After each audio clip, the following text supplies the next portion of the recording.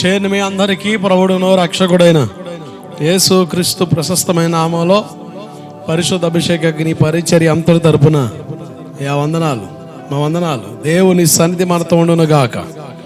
వాక్య భాగాలకు వెళ్దాం పుల్లారా. యెషయా పుస్తకం 6వ అధ్యాయం 2వ వచన భాగాన్ని చదవండి. ఆయనకు పైగా శరాపులు నిలిచి ఉన్నారు, ఒక్కొక్కరికి 6 రెక్కలున్నాయి. ప్రతివాడు 2 రెక్కలతో ముఖాన్ని 2 కాళ్ళను కప్పుకొనుచు 2 ఎగురుతా ఉండేను. ఓ శ్రేష్టమైన అనుభవాన్ని మనం అధ్యయనం చేస్తూ ఉన్నాం. బైబిల్లో 7 రకాల జ్ఞానాలు ఉన్నాయి అన్న ప్రస్తావనలో మీకు మొదటిగా అజ్ఞానం కోసం చెప్పాను. భూ సంబంధమైన జ్ఞానం గురించి మాట్లాడాను, ప్రకృతి సంబంధమైన జ్ఞానం గురించి మాట్లాడాను, దెయ్యముల జ్ఞానం గురించిన వివరాలు మీకు ఇచ్చాను, సొలొమోను జ్ఞానం గురించిన వివరాలు మీకు ఇచ్చాను. 6వదిగా మనం చూస్తున్నాం కదా దేవదూతల జ్ఞానం. దేవదూతల జ్ఞానం కూడా మనుషులకి అనుగ్రహించబడిందని కొన్ని సందర్భాల్లో ప్రస్తావన మనం చూసాం. ఇంతకు దేవదూతల గురించిన వివరాలు ఏమైనా ఉన్నాయా అన్న విషయంలో లేఖనాలు మనం తొంగి చూడగా ఎన్నో విషయాలు మనం ధ్యానం చేస్తా యెషయా పాస్టర్ గారు తన సేవా జీవితంలో ఒక అద్భుతమైన దర్శనాన్ని చూశారు. మనం చదివిన 6వ అధ్యాయంలోనే ఆ ప్రస్తావన మనం చదివాం.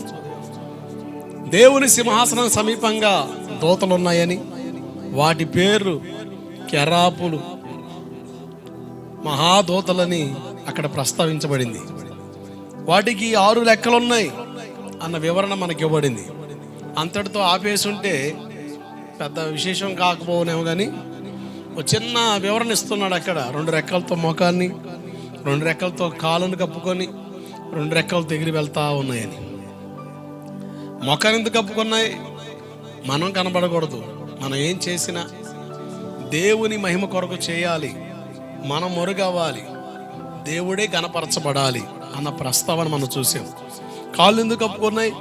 నా ఇష్టం, నేను ఎలాగే ఉంటా అన్నవాళ్ళు నాశనం, నరకానికి తప్ప ఇటు కూడా తప్పించబడిన పరిస్థితులు కనబడతాయి.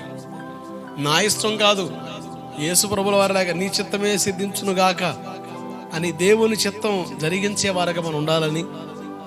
పరలోకానికి ఎవరు వారసులు, ఎవరు స్వాతంత్రించుకుంటారంటే మత్తయి సువార్త 7వ అధ్యాయం 20 ప్రకారంగా ప్రభువా ప్రభు అని పిలుచువాడు పరలోకానికి చేరడు కానీ తండ్రి చిత్తం జరిగించువాడే పరలోకానికి వారసుడిగా పిలబడతాడు, చేరుతాడని ఒక చక్కని మాట మనం చూస్తున్నాం. దేవుని చిత్తం చేసేవారు ఉండాలి. అలాగే 2 రెక్కలు దిగిరి వెళ్తా ఉన్నాయి. చెప్పకని చెబుతున్న విషయం ఏంటంటే మధ్య ఆకాశంలో కడబోర శబ్దం వినబడినప్పుడు మనం కూడా పక్షిరాజులే రెక్కలు దాల్చి ఎగిరి వెళ్ళిపోతాము. గట్టిగా చప్పట్లు కొడుతూ స్తోత్రం చెప్పండి. హల్లెలూయా. ఎగిరి వెళ్ళాలంటే యోబు 34:20 ప్రకారంగా బలవంతులై దైవికంగా కొనిపోబడతారు అన్న మాట ఉంది. బలహీనులు దైవికంగా కొనిపోబడలేరు అన్న సంగతి మనకు అర్థమవ్వాలి. ఏ బలం ఇది? తింటే వచ్చే బలమా, తాగితే వచ్చే బలమా, తేరాగా తిరిగి వచ్చే బలమా? కాదు. ఆత్మ సంబంధమైన బలాన్ని గురించిన ప్రస్తావన బైబిల్లో ఉంది. ఎస్తేరు పుస్తకం 10వ అధ్యాయం 2-3 వచనాల్లో మొర్దుకై బలమును గురించి అని ప్రస్తావన ఉంది. ఎవరి మొర్దుకై? యూదుడని, చెరపట్టబడిన యూదుడుగా అన్య దేశంలో ఉన్నాడని, ద్వారపాలకుడిగా పనిచేస్తున్నాడని మనం చూసాం. ఇతని బలం ఏంది? ఇతను అంటున్నాడు, నేను బెన్యామీను గోత్రికుడిని. మన బలం ఏంటి? క్రైస్తవుని, దేవుని బిడ్డను. మర్చిపోవద్దు, రాబోయే రోజుల్లో నేను క్రైస్తవుని అని చెప్పినందుకు చాలా నష్టాలు మనం ఎదుర్కొంటాం. అటువంటి సందర్భాల్లో కూడా మన బలం, మన ధైర్యం, నేను దేవుని బిడ్డని.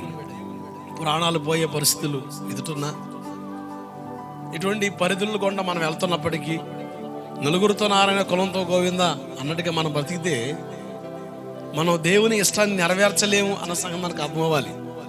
మరలా చెబుతున్నాను, మనం ఉన్న కాలంలోనే క్రైస్తవానికి శ్రమలు వస్తే, హింస కలిగితే, అటువంటి సందర్భాల్లో నేను దేవుని బిడ్డని, క్రైస్తవుని అని చెబితే కలిగే అనర్థాలు ఏమున్నప్పటికీ నీ బలం, నీకున్న గౌరవం, నీకున్న స్టేటస్ ఏంటంటే ఐఎమ్ ద క్రిస్టియన్. అది చెప్పడానికి ఎక్కడ కూడా మనం సంకోచించకూడదు. నువ్వు దేవుని బిడ్డ నేను చెప్పడానికి సిగ్గుపడ్డావా? బైబిల్ ఒక మాట ఉంది, చూడండి ఒకసారి. మత్తయి సువార్త 10వ అధ్యాయంలో ఆ మాట ప్రస్తావించబడింది. నేను దేవుని బిడ్డనని చెప్పడానికి సిగ్గుపడితే జరిగే పరిస్థితి ఎలా ఉంటుంది చూడండి. పైన పరలోకానికి వెళ్ళినప్పుడు, దేవుని నిలబడినప్పుడు జరిగే సందర్భం. 10వ అధ్యాయం మత్తయి సువార్త 30, 31, 32, 33 వచ్చిన.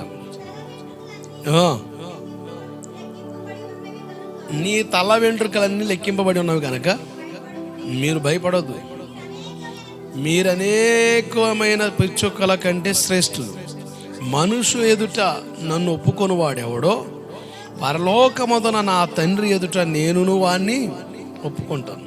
మనుషుల ఎదుట ఎవడు నన్ను ఎరుగనను వానిని పరలోకమందు నా తండ్రి ఎదుట నేను కూడా ఎరుగనందును.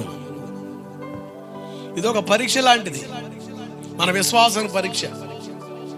ఇప్పుడు మనుషుల ఎదుట నేను క్రైస్తవుని కాదు, నేను ప్రార్థనకి వెళ్ళే వ్యక్తిని కాదు, నేను దేవుని బిడ్డను కాదు అని పేతురులాగా బొంకేమనుకోండి, అబద్ధం ఆడామనుకోండి, అక్కడికి వెళ్ళిన తర్వాత యేసు ప్రభుల వారు కూడా తన తండ్రి ఎదుట నువ్వెవరు నాకు తెలియదు అంటాడట.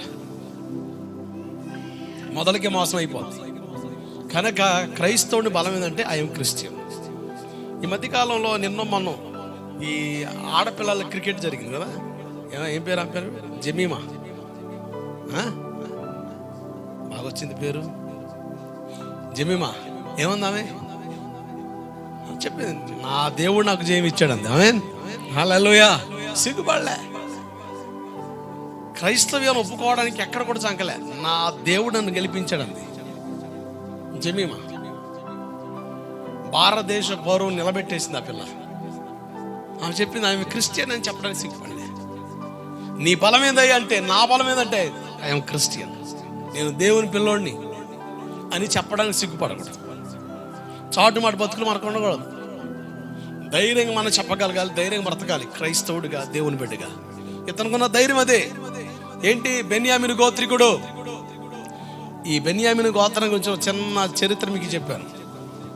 ఇతను అసలు పేరు బెనోని. తన తల్లి కంటూ దుఃఖపుత్రుడు అన్న పేరు కలిగిన బెనోని అన్న నామకరణం చేసింది. తండ్రి యాకోబు ప్రార్థన చేస్తాడు, అయ్యా వీడి జీవితం, వీడికి దుఃఖం ఉండకూడదు, వీడి ఇంకొకటి బాధ పెట్టకూడదు, వీడి జీవితం దీవెనకర మారాలి అని తండ్రి ఆక్రందన చెంది ప్రార్థన చేశాడు. బెన్యామీనుగా మార్చబడ్డాడు. బెన్యామీన్ అంటే దేవుని కుడి చేతి పుత్రుడు, కడసారి కొడుకు యాకోబుకి, చివరి కొడుకు. రాహేలు కంటూ తన ప్రాణం వదిలేసింది. దుఃఖమే అయినప్పటికీ కూడా తండ్రి చేసిన ప్రార్థన ద్వారా దేవుని కుడి చేతి పుత్రుడిగా మారాడు. నీ కొరకు ప్రార్థించే దైవజనుడు ఉండాలి, నీ కొరకు ప్రార్థించే సంఘం ఉండాలి. నీ బలం ఏందయ్యా అంటే, నీ ధైర్యం ఏంటంటే, నా కొరకు ప్రార్థించే నాకు సంఘం ఉంది, నా కొరకు ప్రార్థించే దైవజనుడు ఉన్నాడు. ఈ ఆనవాళ్ళు, ఈ నమూనా నీ జీవితంలో ఎక్కడ కూడా చెరిపియద్దు. చివరి వరకు కాపాడుకో, దాని ఆశీర్వాదం నువ్వు అనుభవిస్తావు.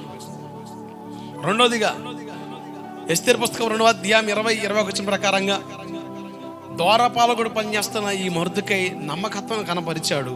రాజు ప్రాణాలు కాపాడబడ్డాయి. ఆ దేశాన్ని ఏలే రాజు ప్రాణాలు కాపాడబడ్డాయి. నమ్మకత్వం. సామెతలు 28-20 ప్రకారంగా నమ్మకస్తులు మెండైన దీవెనల దెబ్బలా. దీవెనలంటే ఎవరికైనా ఆశే, దెబ్బలంటే ఎవరికైనా భయమే. దీవెనలు అనగానే నాకు కావాలంట. ఏలన వెర్రి అంటే నాకు కొంచెం అన్నాడు అంటే ఆవిడ. ఏలన వెర్రి అంటే అదే తినేదా? ఏలన వెర్రి ఏంటంటే అదే తినేది అనగా నాకు కొంచెం అన్నాడు. నమ్మకస్తులు మెండైన దీవెనలు. మనం అడిగే ఒకే ప్రశ్న, ఏ విషయంలో నమ్మకం ఉండాలి? పౌలు అపోస్తలుడు తిమోతి పాస్టర్ గారు అంటాడు, అన్ని విషయాలు నమ్మకస్తులు ఉండాలి అని.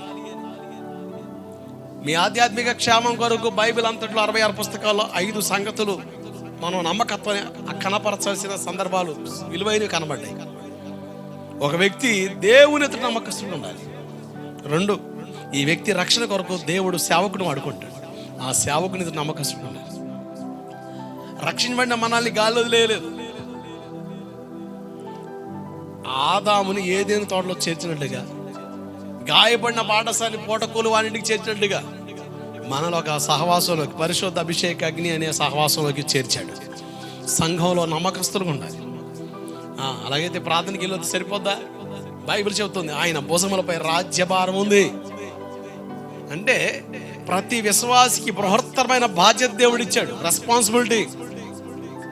నీ ఇంట్లో చేసే ప్రతి పని నువ్వు ఎలా బాధ్యత గెలుస్తావో, దేవుని మందిరంలో పరిచర్లో పాలు పొందడం కూడా నీ బాధ్యత. పరిచర్లో నమ్మకస్తులు ఉండాలి. 5, మన జీవనం కొరకు దేవుడు డబ్బులు ఇచ్చాడా? డబ్బులు ఇచ్చాడా? డబ్బులు ఇచ్చాడు. డబ్బులు ఖర్చు పెట్టే విషయంలో నమ్మకస్తులుగా ఉండాలి. ఇది నా కష్టం, ఇది నా చెమట, ఇది నా రక్తం, ఇది నా డబ్బులు, నా ఇష్టం అంటే నాశనం అయిపోతుంది. ఇది నాకు దేవుడు ఇచ్చాడు అని దేవుని స్తుతించి, దేవుడిచ్చిన జ్ఞానంతో నీకు ఇచ్చిన ₹1 ఎలా ఖర్చు పెట్టాలో దేవుని దగ్గర ప్రార్థించి నువ్వు మొదలు పెడితే నువ్వు అప్పుల్లో కూరుకుపోవు, తిప్పల్లోకి వెళ్ళిపోవు, టెన్షన్లోకి వెళ్ళిపోవు. దేవుడు ఆ ₹1 ఎలా ఖర్చు పెట్టాలో జ్ఞానం ఇస్తాడు. సేవకుడైన నేను కూడా ఈ ప్రార్థన చేస్తాను. డిసెంబర్ నెల వచ్చిందంటే 31వ తారీఖున అడ్డం పడి వాగ్దానం లాక్కుని వెళ్ళిపోవడం నీకు అలవాటు. కానీ నాకు డిసెంబర్ 31 వచ్చిందంటే వాగ్దానం కంటే ప్రాముఖ్యం 7 రకాల ప్రార్థనలు నేను చేస్తాను.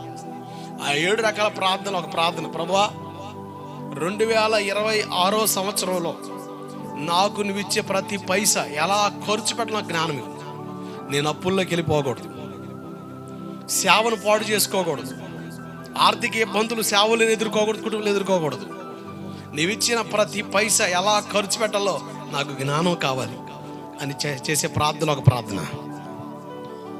విలువైన ప్రార్థన మనం చేయాలి దేవుని కాడ. మనకు ఆ జ్ఞానం దేవుడు ఇచ్చాడు అనుకోండి, మనకున్న దానితోనే తృప్తి కలిగి ఉంటాం. ఆమేన్, హల్లెలూయా. ఈరోజు అప్పుల్లోనికి తెప్పల్లోనికి వెళ్ళిన కారణం ఏంటంటే బడాయి ఖర్చులు చేస్తుంటాం.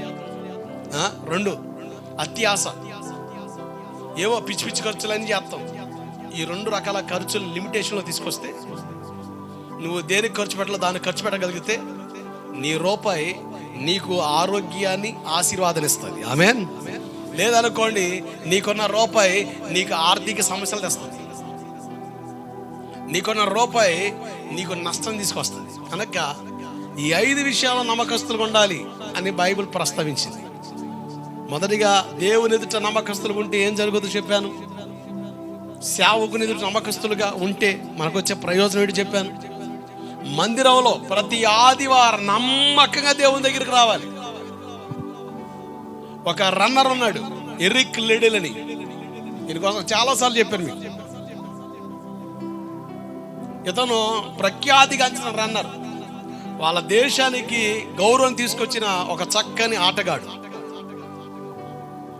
ఒక చోటకి వీళ్ళు ఆటకి వెళ్తారు, కాంపిటీషన్కి, ఒలింపిక్స్కి. శనివారం వాతావరణం సరిలేదని పోస్ట్ పోన్ అయ్యి ఆదివారం పెడతారు. ఈయన అంటాడు, ఆదివారం అయితే నేను ఒలింపిక్స్కి రాను అంటాడు. నువ్వు నవ్వుతూ చెబుతున్నావు ఆటకైతనంగా. మన దేశ గౌరవాన్ని కాపాడుకోవడం వచ్చాం మనం. మన దేశ గౌరవం మన మీద ఉంది అని వాళ్ళు సింపుల్గా తీసేసారు. తన తోటి స్నేహితులు ఆదివారం వచ్చి పడికి అతను రూమ్లో లేడు. అతనికి ఉన్న మేనేజర్స్ వీళ్ళందరూ వచ్చి అసలు ఎరిక్ లిడిల్ కాంపిటీషన్కి వెళ్ళాలి అని కంగారు పడుతుంటే ఎక్కడ లేడు. ఆ రోజుల్లో ఫోన్స్ లేవు కదా. చివరికి మధ్యాహ్నానికి వచ్చాడు. అరే మైండ్ ఉందా లేదా, ఆడకపోయావరా, వెళ్ళి వచ్చింది దేనికి, ఊరి మీద పడితేరాడా, ఎడగలేవు. సార్ సండే వస్తే నేను దేవునికి ప్రాధాన్యత ఇవ్వాలి. నేను ఆదివారం వస్తే దేవుని దగ్గరికి వెళ్ళిపోతాను. నాకు ఎన్ని పనులు ఉన్నాయి, మొదట నా దేవుని ఇస్తాను. మైండ్ ఉందా లేదా, ఒక్క ఆదివారం పాటు మానితే ఏమైందట, బుర్రలేని మాటలు మాట్లాడతావు. సార్ ఈరోజు నేను ఈ స్థితికి వచ్చిన నా దేవుడే, పిచ్చి మాట మాట్లాడుగా అని అక్కడ ఉన్న వాళ్ళందరూ అరవడం మొదలుపెట్టారు. ఆ రోజు గడిచింది. సోమవారం ఇతను 200 మీటర్ల పరుగు పందెంలో పాల్పొందే వ్యక్తి. ప్రాక్టీస్ కూడా అదే, దానికే పేరు ఇచ్చాడు. కానీ 400 మీటర్ల పరుగు పందెంలో పరిగెత్తే టైం సోమవారం రెండవ ప్లేయర్స్కి ఇచ్చే అవకాశం. ఇతను అడుగుతారు, ఆటకైతాను ఉరుకుతావా అని. పోతా సార్. ఇక 400 పరుగు పందెం మీటర్ రన్నింగ్ కాంపిటీషన్ పాలు పొందాడు. ఆశ్చర్యం ఏంటి తెలుసా, ఇతను కాంపిటీషన్కి వెళ్ళి ఆ ఒలింపిక్స్ ఆ గ్రౌండ్ నిలబడినప్పుడు ఆ స్టేడియంలో ఒక ముసలం వచ్చేది. ఆ ముసలం మెల్లికి వచ్చి అతనికి ఒక పేపర్ ఇచ్చింది. చదవడానికి అవకాశం లేదని జేబులు వేసుకున్నాడు. రన్నింగ్లో పాలు పొందాడు. ధైర్యం. నిన్న ఆదివారం నేను దేవుని కనపరిచాను, ఈరోజు దేవుడు నన్ను కనపరుస్తాడు. నేను నిన్న దేవుని కనపరిచాను. ఎంతమంది నన్ను నిందించినా గేలి చేసినా నేను దేవునికి సమమించాను. నా దేవుడు నాకు బలం ఇస్తాడు అని నమ్మి వెళ్ళాడు. మిగతా వాళ్ళు రే ఓడిపోతే పరుగు పోద్ది, 200 మీటర్లో నువ్వే రికార్డు, 400 మీటర్లు డబల్, నువ్వు ఉరకలేవు, నీకు ప్రాక్టీస్ లేదు, నీకు అనుభవం లేదు, ఓడిపోతే పరుగు పోద్ది.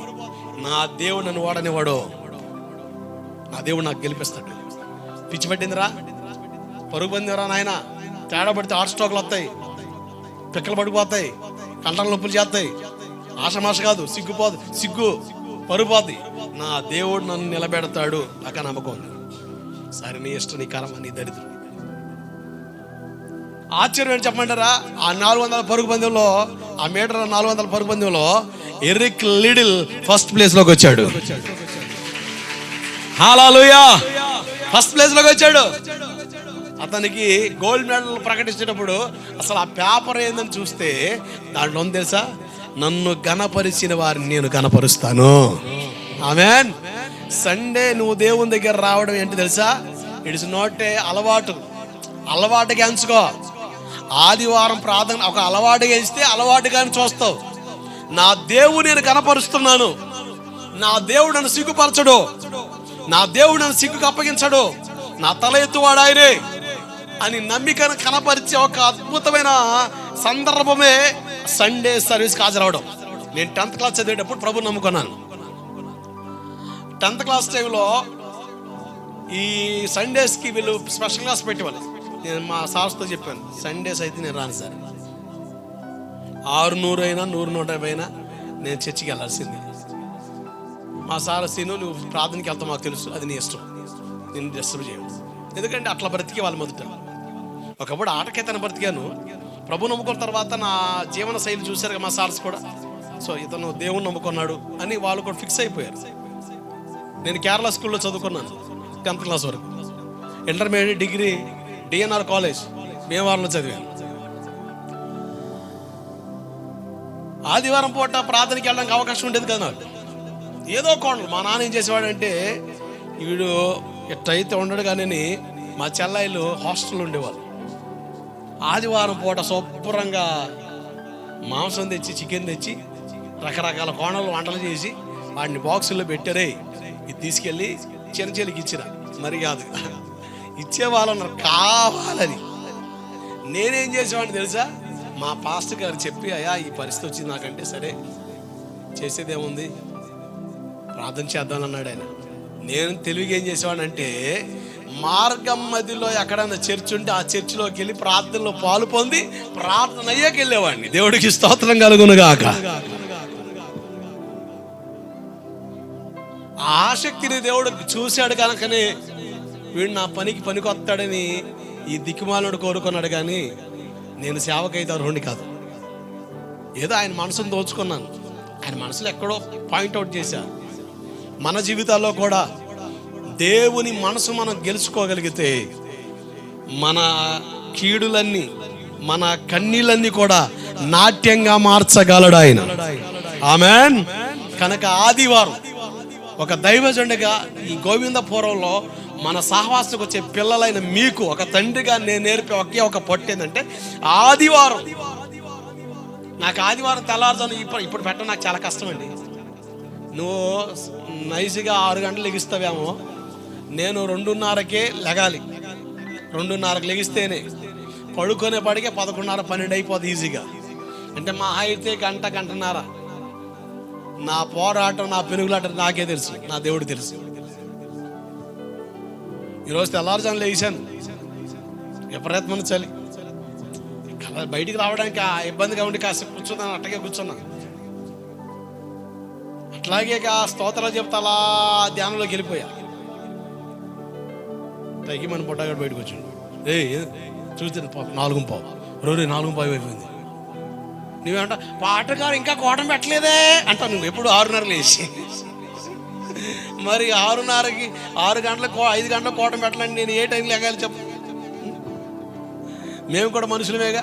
కానీ నా ఆశ ఏంటి తెలుసా, తెల్లవారుజామున అనుకోండి, ఉదయం అనుకోండి, ప్రశాంత మంచి మనసు కలిగి ఉంటాం. డిస్టర్బెన్స్ ఏమండి, ప్రశాంతం లెగుతామండి. అసలు ఎంత అద్భుతం తెలుసా, పొద్దున్నే దేవుని మందిరానికి వచ్చి దేవుని సన్నిధిలో నమస్కారం చేసి దేవుని ఆరాధించి నువ్వు బయలుదేరడం, నీకు జయము. హల్లెలూయా. ఈ గోవిందపురానికి అర్థం కాకపోవచ్చు, కానీ once upon a time A history speaks about this Govindapuram. ఈ చరిత్ర, గోవిందపురం చరిత్ర మాట్లాడేటప్పుడు, క్రైస్తవ చరిత్రలోకి వచ్చినప్పుడు అసలు ఏంది కారణం అని చూసినప్పుడు, తెల్లవారుజామున జరిగిన ప్రార్థన బలం ఏందో క్రైస్తవులు రాబోయే తరం చూస్తుంది అంతే. దేవుడికి స్తోత్రం కలుగునగాక. ఆ ఒక్క తపన, దీని విలువ నాకు తెలుసు కనుకనే కాపాడుకుంటూ వస్తున్నాను. ప్రియమైన సంగమా, తెల్లవారుజామున లెగడం చాలా కష్టమైపోతుంది. మీరు కూడా తెలిసిపోరండి. అవునయ్య గారు, మేము కూడా అసలు నువ్వు భలే యాక్ట్ చేస్తావు, నీ యాక్షన్ నేను బలాదూరు అయిపోతా. అవునయ్య గారు, 11 గంటలకే పెట్టండి అయ్య గారు, సగం తిని వస్తాం. ఏంటి సగం తిని వస్తాం. కానీ తెల్లవారుజామున దేవుని సన్నిధిలో అరుణోదయమే, ఉదయాన్నే దేవుని ముఖం చూడ ఎంత ఆశీర్వాదం, మనకు ధన్యత ఇచ్చాడు దేవుడు. కరోనా తర్వాత భలే టైం చిక్కింది మనకి. మీరు కూడా కనెక్ట్ అయ్యారు. 60 భారం పట్టుకొస్తున్నా. దేవుని సన్నిధిలో అగపడ్డం ఆశీర్వాదం. 4, దేవుని సన్నిధికి వచ్చే మనం దేవుని పనిలో పాలు పొందే వారిగా మారాలి అన్న ప్రస్తావన మనం చూస్తూ వచ్చాం. మొదటి భాగంలో చెప్పాను, దేవుని పనిలో పాలు పొందే వాళ్ళని దేవుడు ఉన్నతంగా దీవించాడని. మీరు అనొచ్చు, ఏమండి వాళ్ళు తర్వాత సేవలో పాలు పొందే వాళ్ళు కనుక వాళ్ళు పరిచర్లో పాలు పొందారు, మేము విశ్వాసం సార్, మాకేం పని, మా ఇంట్లో పనులే సదమేసిన సత్తుంటుంది, తలమొనకలు అవుతుంది, ఎన్ని నొప్పులు ఎన్ని తెప్పలు, మళ్ళా దేవుని సన్నిధికి వచ్చి పరిచయం చేసి అంత తీరిక నాకు లేదు సార్. సరే అలాగే సార్, ఈ దేవుడు కలపడం. అయితే ఒక సేవకుడిగా ప్రార్థన చేస్తాను, ఆ మనసు కలిగిన వారిని, ఆ మనసు నిలిపిన వారిని దేవుడు దర్శించి ఆ పరిచర్య కొరకు దేవుడు లోతుగా నాటగలడు. ఆమేన్.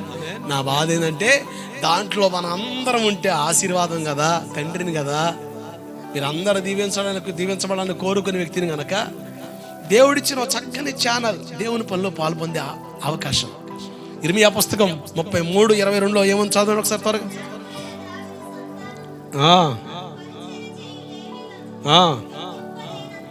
లెక్కింపలేనంతగా నేను విస్తరింపజేస్తాను. అంటే పరిచర్యలో పాలు పొందడం ద్వారా, నేను అంటానండి, పరిచర్య చేయడంలో మన వంతులో నిలబడడం వల్ల ఇది కూడా ఒక సంపాదన గెంచు. దేవుని పనిలో పని చేయడం అన్నది కూడా ఒక సంపాదన గెంచు. నువ్వు దేవుడిచ్చిన అవకాశాన్ని సద్వినియోగం చేసుకోకుండా చేతులారా పాడు చేసుకున్నావు అనుకోండి, నువ్వు బయట ఎంత కష్టపడ్డా ఏది కూడా నిలబడదు. నీ కష్టానికి దీవెన మిగల్చడానికి, అలాగే పరలోకంలో బహుమానం. మనం దేవుని దగ్గరికి వెళ్ళాకట వారి పనితరాన్ని బట్టి దేవుడి జీతం ఇస్తాడట, బహుమానం ఇస్తాడట, మీకు బహుమానాలు ఇస్తాడు. ఆ బహుమానాలు పొందే జాబితాలో ఉండడానికి, ఈ భూమి మీద కూడా సుఖముగాను నెమ్మదిగాని బ్రతకడానికి, నీ తరానికి ఆశీర్వాదం, నీ కుటుంబానికి దీవెన ఇవ్వాలంటే ఓ చక్కని ఛానల్ దేవుడు ఇచ్చాడు. దేవుని పనుల్లో మనం కూడా పాలిభాగస్తులు అవ్వడం, బలిపీఠం జరిగే పరిచర్లో ప్రతి విశ్వాసి పాలు పొందే అవకాశాన్ని దేవుడు ఇచ్చాడు. దాన్ని సద్వినియోగం చేసుకోవడం వల్ల మన జీవితాలు దీవెనకరంగా మార్చబడతాయి. ఏదేమైనప్పటికీ ఒక శ్రేష్టమైన అనుభవం లేవి గోత్రం గురించి మనం చూస్తూ ఉన్నాం. చాలా విషయాలు మీకు చెప్పాను. చెప్పించబడిన ఈ జాతిని దేవుడు దీవెనకరంగా మార్చాడు. కారణం ఏంటంటే దేవుడిచ్చిన అవకాశాన్ని వాళ్ళు సద్వినియోగం చేసుకున్నారు. దేవుని పక్షం ఎవరో పక్కరండ్రా, దేవుని తాలూకు ఎవరు అనగానే లేవి గోత్రికులు నిర్దాక్షిణ్యంగా నిర్మోహమాట ఎవరు ఏమనుకున్నా పర్లేదని పక్క వచ్చారు. దేవుడిచ్చిన అవకాశం సద్వినియోగం చేసుకున్నారు. మన జీవితంలో కూడా దేవుడు చాలా అవకాశం ఇస్తాడు, ఆపర్చునిటీ ఇస్తాడు నువ్వు మారాలని. నిజమండి, ప్రతి వ్యక్తి ఎంతటి దుర్మార్గుడికైనా, ఎంతటి పనికిమాలినోడికైనా, ఎంతటి తిరుగుబోతుడికైనా దేవుడు అవకాశం ఇస్తాడు. దాన్ని గమనించి దాన్ని సద్వినియోగం చేసుకుంటే మన జీవితాలు దీవెనకరంగా మారుతాయి. దాన్ని సద్వినియోగం చేసుకోలేదు అనుకోండి, నీకంటే దుర్మార్గుడు, నీకంటే దౌర్భాగ్యుడు, నీకంటే ఇక అష్టనిష్ట దరిద్రుడు ఇంకొకటి ఉండడేమో. కనుక దేవుడిచ్చే అవకాశాలు మనం సద్వినియోగం చేసుకోవాలి. మీరు సద్వినియోగం చేసుకున్నారు. తండ్రి యాకోబు అంటాడు, వాళ్ళ కోపాన్ని బట్టి ఒక పట్టణమే రక్తపాతంగా మారిపోయింది. కోపిస్తులండి, కత్తి పడితే నరకడం మొదలు పెడితే తన మన చూడరు, మెరికేయడమే. అంతటి దుర్మార్గులు లేవీయులు. దేవుడిచ్చిన అవకాశం సద్వినియోగం చేసుకున్నారు కనుక శపితమైన జాతిగా ఉన్న వీరిని దేవుడు నిత్య కట్టడిగా, నిత్య నిబంధనగా దేవునింట్లో పనిచేసే పరిచారకులుగా మార్చుకున్నాడు. ఆమేన్. యాకోబు గారు వీళ్ళ కోసం అంటాడు శపితమైన జాతి అంటాడు, శపితమైన జనం అంటాడు. పాస్టర్ గారు ఆత్మీయత అంటే సంఘ కాపురి మోషే గారు అంటాడు ఊరిమ్ము తుమ్మిమ్ము నీ భక్తునికి కలదు అంటాడు. దేవుని చిత్తం తెలుసుకునే ఒక శ్రేష్టమైన అవకాశం లేవి గోత్రం దేవుడు ఇచ్చాడు. దేవుని చిత్తం తెలియాలంటే యెషయా పుస్తకం 6:1 ప్రకారంగా అత్యున్నత సింహాసనంపై దేవుడు ఆశ్రయుడు నేను చూశాను అంటాడు. రాజనూజ్య మృతి పొందిన సంవత్సరమునా అని. ఎవరి రాజనూజ్య? దినవృత్తాంతాలు 2వ పుస్తకం 26:16 ప్రకారంగా అతడు స్థిరపడిన తర్వాత మనసును గర్వించి చెడిపోయాను. మరలా చెబుతున్నా, దేని బట్టి మనం గర్వించకూడదు. దేని బట్టి గర్వించకూడదు. దేని బట్టి అతిశయించకూడదండి. ఒక అందరికంటే మంచి లైఫ్ దేవుడిచ్చిన దేవుడికి స్తోత్రం. ఇది దేవుడిచ్చిన జీవితం అన్నట్టు బ్రతకాలి. కానీ నన్ను చూడు, నా బాడై చూడు, నన్ను చూడు, నా వ్యవహారం చూడు అంటే ఇంక అంతేగా మాడి మసి అవడమే. మనం పోజులు పడ్డానికి అవకాశం ఏమీ లేదు. దేవుని దయ, దేవుని కృప, దేవుడిచ్చిందే అన్న మనసు కలిగి మనం బ్రతకాలి. గర్వం చాలా ప్రమాదకరమైందండి. దేని బట్టి మనం గర్వించకూడదు, అతిశయించకూడదు. ₹1 నీ చేతులకు వచ్చిందనో, ₹10 నీ వెనకాల పెట్టుకోగలవను, దాన్ని బట్టి నువ్వు అతిశయిస్తే రేపొద్దున అవన్నీ కూడా కనుమరుగైపోతాయి. దేని బట్టి మనం గర్వించకూడదు. ఏది శాశ్వతం కాదు, మనమే శాశ్వతం కాదు. అన్నిటికీ గ్యారెంటీ ఉంది. మనం వాడే పెన్నుకు గ్యారెంటీ ఉంది, మనం వేసుకునే చెప్పు గ్యారెంటీ ఉంది, మనం వాడే గుండు సూదికి గ్యారెంటీ ఉంది. కానీ నీ గుండెకి గ్యారెంటీ లేదు. నీ గుండెకి గ్యారెంటీ లేదు. దేవుని కృపలోని మనం బ్రతకాల్సిందే. దేన్ని బట్టి అతిశయించడానికి అవకాశం లేదు. మనం ఎంతగా తగ్గించుకొని ఉంటామో అంతగా దేవుడు దీవిస్తాడు. ఎంతగా ఎగిరెగిరి పడతాం. అందుకని పెద్దలు అంటారు కదా, ఇవన్నీ చరిత్రను చూసి పుట్టిన సామెతలు. అన్నీ ఉన్న ఆకు ఎట్ట ఉంటుందట, ఏవీ లే నాకు దేనికి ఊడి పడ్డానికి. దాని గురించి ఏమని చెప్పు. మనం గర్వాన్ని తావేయకూడదు. గర్వించిన 5 జాతులు వారు బైబిల్లో ఉన్నారు. మోయాబీల జాతిని గురించి ప్రస్తావన మీకు ఇచ్చాను. నిర్గమ 18:11 ప్రకారంగా ఐగుప్తీయుల గర్వం దేని బట్టి? వాళ్ళ దేశాన్ని బట్టి. అది సుందరమైన పట్టణం, ఆహ్లాదకరమైన ప్రాంతం, నేత్రానందం కలిసి పుట్టినిల్లు. గోల చేసి జనం ఆడేడ్చారు. హెబ్రీ 11:26 ప్రకారం అల్పకాల పాప భోగములు విడిచి మోషే దేవుని కొరకు బ్రతికాడు. ఆమేన్. మనము కూడా మనం ఉన్న కుగ్రామాల్లోనే, పల్లెటూరులోనే అల్పకాల పాప భోగం మనల్ని ప్రేరేపిస్తున్నా మనుషులందరూ కూడా ఎంజాయ్, తిను తాగి సిగించు అని విచ్చలవిడిగా బ్రతుకుతున్నప్పటికీ మోషేలాగా మనం కూడా అల్పకాల పాప భోగాన్ని విడిచి దేవుని కొరకు బ్రతుకుదుముగాక. అల్పకాల పాప భోగం, పాపను గురించిన ప్రకటన మీకు ఇచ్చాను. పాపం చాలా ప్రమాదకరమైంది. అది ముసిన పండు అంత తీగ ఉంటుందట, చివరికి చేదుగా మారుద్ది. నీ జీవితంలో కన్నీళ్ళు, నష్టం, దుఃఖం తప్ప ఏం మిగలదు. కనుక పాపం తావిస్తే పాడైపోతాం. జాగ్రత్త పిల్లారా. ఐగుప్తులో 2 రకాల పరిస్థితులు కనబడ్డాయి. ఐగుప్తులు ఏముందట? అవమానం ఉందట, పోగొట్టజాలని రోగాలు ఉన్నాయి. పోగొట్టజాలని రోగాలు. అసలు రోగాలు రావడానికి కారణాలు ఏంటి? బైబిల్ అధ్యయనం చేయగా 4 సంగతులు కనబడ్డాయి నాకు. 1, దెయ్యాల వలన రోగాలు కలుగుతున్నాయి. 75% రోగాలు దెయ్యాల వల్ల కనుకనే ప్రార్థించగా స్వస్థతలు జరుగుతున్నాయి. నాకు అక్కడ రికార్డెడ్ స్టేట్మెంట్స్ ఉన్నాయి. లైవ్లో షోయింగ్ ఇవ్వాల్సిన పని లేదు. ఎందుకంటే ఏది జరిగినా అది దేవుని మహిమ కొరకే గనక దేవుడే గణపరచబడునుగాక. ఆమేన్. కనుక మనం షోయింగ్ చేసే పని అవసరం ఏ లేదు. నాకాడ ఏదో ఉందన్న ఆ కాన్షియస్ మనుషుల్లో కలిగించకూడదు. దేవుని వైపు మీ మనసును తిప్పాలి. నేను దేవుని వైపు మీరు తిప్పగలిగితేనే మీరు పరలోకానికి వారసులుగా మారుతారు. మా వైపు తిప్పామనుకోండి, మేము పెద్ద గొప్ప సేవకులుగా, గొప్ప అభిషక్తులా కనబడతాం. ఈ ఫోకస్ మినిస్ట్రీ అవసరమే లేదు. సేవకుడు మరుగవడమే సంఘానికి బలం. 70% రోగాలు దెయ్యాల వల్ల కలుగుతున్నాయి కనుక ప్రార్థన చేయగా రోగులు బాగవుతున్నారు. 2, కొన్ని రోగాల కారణం నీ పాపమే, నీ దోషమే, నీ అతిక్రమమే. కనుక ఏం చేయాలి? కింద నుంచి పైదాకా తైలాభిషేకం చేయాలా, నూనె రాసి ప్రార్థన చేయాలా. ఎంతమంది నెత్తిమి చేయి పెట్టినా నీ రోగం పోదు. చేయాల్సిన పని ఒకటే, నన్ను క్షమించు ప్రభా, నా పాపాన్ని నన్ను క్షమించు, నా పాపాన్ని నన్ను క్షమించు. పాపాన్ని బట్టి అయ్యా నాకు ఈ శిక్ష విధించబడింది, నన్ను క్షమించు ప్రభాని నువ్వు పశ్చాత్తాపడితే దేవుడు స్వస్థపరిచాడా, మరలా ఆ రోగం నీ ఒంట్లో ఉండదు. ట్యాబ్లెట్లు అవసరంలే, ఏం అవసరంలే, ఆరోగ్యం నీ వశం అవుద్ది. ఆమేన్. మరొక మాట చెప్తున్నా, బల్ల తీసుకునే వాళ్ళు, బల్లలో పాలు పొందేవాళ్ళు ఏమని ఉంది చదవండి ఒక్కసారి మనసులోకి వస్తుంది ఈ మాట, ప్రస్తావిస్తాను. మన క్షేమం కొరకేగా దేవుడు చెప్పింది. 1 కొరింథీ పత్రిక 11వ అధ్యాయం 27-28 వచనాలు.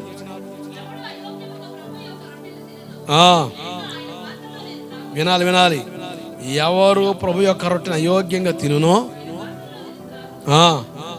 వాడు అపరాధి అవుతాడు. కాబట్టి ప్రతి మనుషుడు తన్ను తాను పరీక్షించుకొనవలెను. అలాగూ చేసి ఆ రొట్టెను తిని ఆ పాత్రను త్రాగవలను. ఏమండి, ఎవరెవరు పరీక్షించుకోవాలి? పాస్టర్ గారా? నువ్వు రాత్రి సినిమా చూసావు అనుకో, పాపి ఏంటి పాపి, గెట్అవుట్. నువ్వేంది వడ్డీలకి ఎత్తనమంట, ఘోర పాపి, అవుట్. నువ్వు నోరు తెత్తి అబద్ధాలు ఆడుతున్నావట, యూస్లెస్ ఫెలో, గెట్ అవుట్. కొంతమంది పాస్టర్ గారు, అసలు ఈ మనిషిని ఎట్ట బల్లెత్తున్నావు నువ్వు? అసలు ఈ మనిషికి నువ్వు బల్లెట్టెత్తున్నావు. అసలు వీడి కోసం నీకు తెలుసా, ఈమె కోసం నీకు తెలుసా? ఈమె బతుకు చెట్ట నేను చెప్పాను అనుకో, మైండ్ బ్లాక్ అవుతుంది నీకు. అసలు ఈ మనిషికి ఎట్టెత్తున్నావు నువ్వు? ఏమండి, యేసుప్రభు బల్ల ఇచ్చినప్పుడు ఇస్కరియోతు ఉన్నాడు లేడా? ఇస్కరియోతు ఏం ప్లాన్ చేస్తున్నాడు? డబ్బుల కొరకు యేసునే తాగబెట్టాలని చూస్తున్నాడుగా. మరి ఇస్కరియోతుకి యేసయ్య ఆ రొట్టె ద్రాక్షలను ఇచ్చాడా? ఇస్కరియోతు, get out, useless fellow, what are you doing man? సైతానికి బేటా, గెట్ అవుట్. నువ్వు నన్ను సంపాలని ప్లాన్ చేస్తారా? యూజ్లెస్ ఫెలో, నీకు బల తీసుకోకూడదు అన్నాడా? అనలే, ఇచ్చాడు. అంటే మేము తీర్పు తీర్చకూడదు ఇక్కడ. నీకు నువ్వే స్వపరీక్ష, నేను యోగ్యున్నా కాదా, నేను ఇది ముట్టుకోవచ్చా ముట్టుకోకూడదా, అర్హత ఉందా లేదా తెలియాలి. అంతేగాని తలస్నానం చేసేసాను, తెల్ల బట్టలు వేసుకొచ్చేసాను కనుక గివ్మి అంటే మూతి వాసిపోద్దామా? అర్థమైందా? తలస్నానానికి దిగితే నీకు సంబంధం లేదు. నీ తలంపులు కడుక్కోవాలా, నీ బతుకు మారాలా. లేకపోతే ఏం జరుగుతుంది పాస్టర్ గారు? కింద వచనాలు చదవండి. తిను త్రాగువాడు శిక్ష విధి మేలా, శిక్షావిధి కలుగుటకే తిని త్రాగుచున్నాడు. ఎందువలననే మీలో అనేకులు బలహీనులను, చాలా మంది నిద్రించడం అంటే మరణ నిద్ర అవడం ఉంది అంటే చచ్చిపోతాం. అర్థమవుతుందా?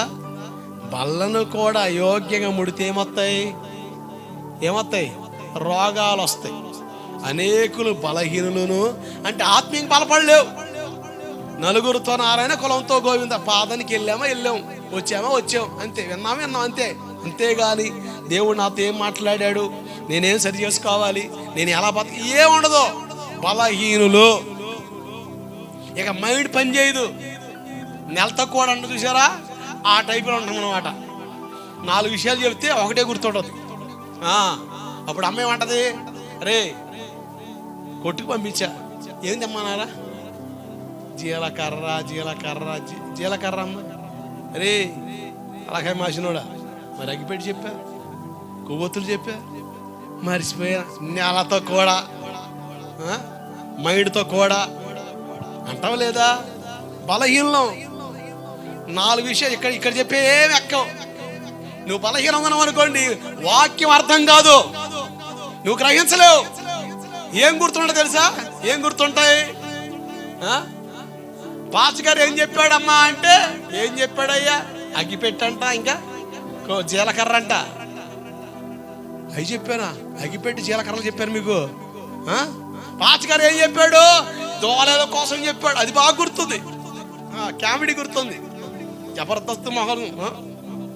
ఈ గుర్తున్నా, ఈ కాదు, మీకు అర్థం అవడం ఒకరికి చెప్పేది మేము. ఇది వాక్యం ఏంటి? బలం కలిగి ఉండాలి, ఆత్మలో రేపడాలి, నమ్మకం ఉండాలి. ఇది వాక్యం. ఇవి నీ మనసులో నాటుకుపోవాలంటే బలం కలగాలి. బలహీనంగా ఉన్నామనుకోండి, దేవుని వాక్యాన్ని నువ్వు గ్రహించలేవు. నా బాధ మీకు అర్థం అవ్వాలి. 16 సంవత్సరాల పైబడి మీ వద్దకు సేవ చేస్తున్నాను. మీరు ఆధ్యాత్మిక బలాన్ని పొందుకోకపోతే మీరు బలహీనంగానే ఉంటారు, పుష్టిగా మారలు, బలం రాదు. రక్తహీనత ఉంటే ఏమవుద్ది? రక్తహీనత ఉంటే ఎట్టుంటాం? నీరసం, గుండెలో ఆయాసం. అయ్యగారు, డాక్టర్ గారు, ఏందో గుండె దడ అమ్మారేటిరా కలిదారు తెరిచేనయ్యా, ఆగా చూస్తాడు. వేలు చూపించు. ఏంది మచ్చలు, తెల్ల మచ్చలు? అవునయ్యా, ఈ మధ్యన వచ్చినాయి. నీకు రక్తం లేదు, ఏం లేదు. బాబు రక్తం లేదా అని కనబడతావా అంటే రక్తహీనత. ఏం జబ్బు? అలాగే భక్తిహీనత. ఏం చెప్పండి? భక్తి ఉంది, ఆదివారం పాదం కొత్తావు, పాదం చేసుకుంటావు, భక్తి ఉంది. కానీ భక్తి సరైన సమపాలుగా లేదు. భక్తిహీనత. బలహీనంగా ఉండకూడదు. తర్వాత ఏంటి? రోగులు. నిజం, బల్లను అయోగ్యం ముట్టుకుంటే దీర్ఘకాలిక రోగాలు వస్తాయి. కనుక దయచేసి అయోగ్యం మతం ముట్టుకోకూడదు. కొంతమంది ప్రార్థన చేయరు.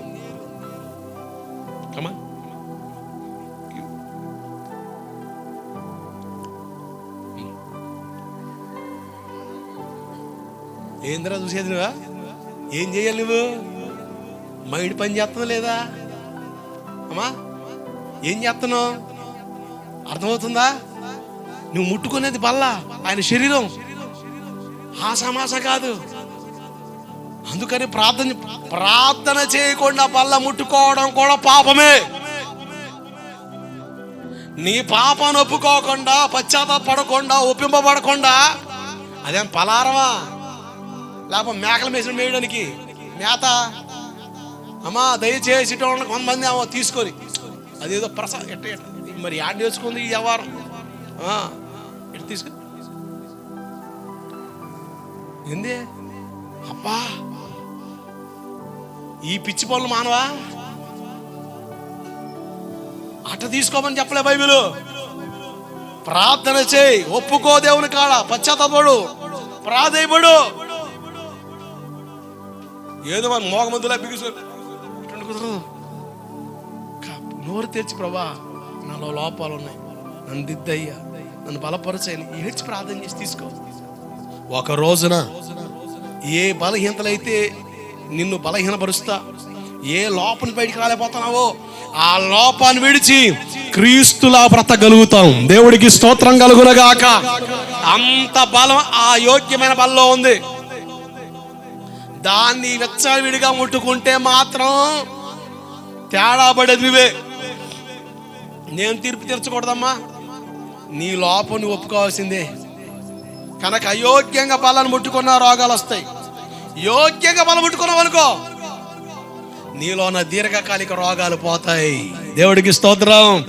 ఆరోగ్యం ఇచ్చే బల్లది. ఏం బల్లది? ఆరోగ్యం ఇచ్చే బల్ల. నువ్వు యోగ్యంగా ముట్టుకుంటే నీకున్న రోగాలు పోతాయి. అయోగ్యంగా ముట్టావా లేనిపోయిన రోగాలు వస్తాయి. కనుక బల్లను కూడా అయోగ్యంగా సమీపించడం అది నీకు ఆరోగ్యదాయకం కాదు. ఒప్పుకోలు చాలా అవసరం. నీ పాపను బట్టి రోగాలు వస్తాయి. కనుక ఇక నువ్వేం చేయాలి? ఒప్పుకోలు చేయాలి. 3, మన శరీరం బలహీనం కనుక మనం తినే ఆహారం సరైనది కాదు. కనుక అంత కలుషితమైంది కనుక మనకి లేనిపోయిన అనారోగ్య సమస్యలు వస్తున్నాయి. కనుక మనం ఆరోగ్యాన్ని కాపాడుకోవాలి. ఎందుకు కాపాడుకోవాలయ్యా? కొంతమంది అంటారు, అయ్యా ఏమో పాస్టర్ గారు, అయ్యా జ్వరం వచ్చి తగ్గింది ఈరోజు తినాలి పాస్టర్ గారు, నీ కొరకు చికెన్ పెడితే ఏ విశ్వాసం లేదా ఏంది? ఏం పాత్రలు అండి, ప్రార్థన చేసి ఎక్కాయి ఏది ప్రార్థన చేసి వేసి పడేయి. తేడా పడింది అనుకో, పరదేశులం ప్రియులారా అయ్యగారాక మళ్ళీ రివర్స్ కొట్టుద్ది, అది ఉప్పొంగుద్ది. హాస్పిటల్లో పుట్టుకు జర డుముక్కి అన్నాడుకో, అయ్యగారు నా కాడే తిన్నాడు మాంసం. దేవుడేమో 80 సంవత్సరాలు ఇచ్చాడనుకో, కడుపాత్రం తిని కకృతి పనులన్నీ చేసి లేనిపోయిన రోగాలు తెచ్చుకొని 80 సంవత్సరాలు ఇస్తే 60 సంవత్సరాలు తెచ్చిపోతే 20 సంవత్సరాలు వృధా కదా. కనుక మన ఆరోగ్యాన్ని దేవుడు మన చేతులు పెట్టాడు. కనుక జ్ఞానం కలిగి మన ఆరోగ్యాన్ని కాపాడుకోవాలి. దేవుడికి స్తోత్రం కలుగునుగాక. 4వ కారణం యోహాను సువార్త 11:4. యోహాను సువార్త 11:4. రోగాలు ఎందుకు వస్తున్నాయో 4వ సందర్భం.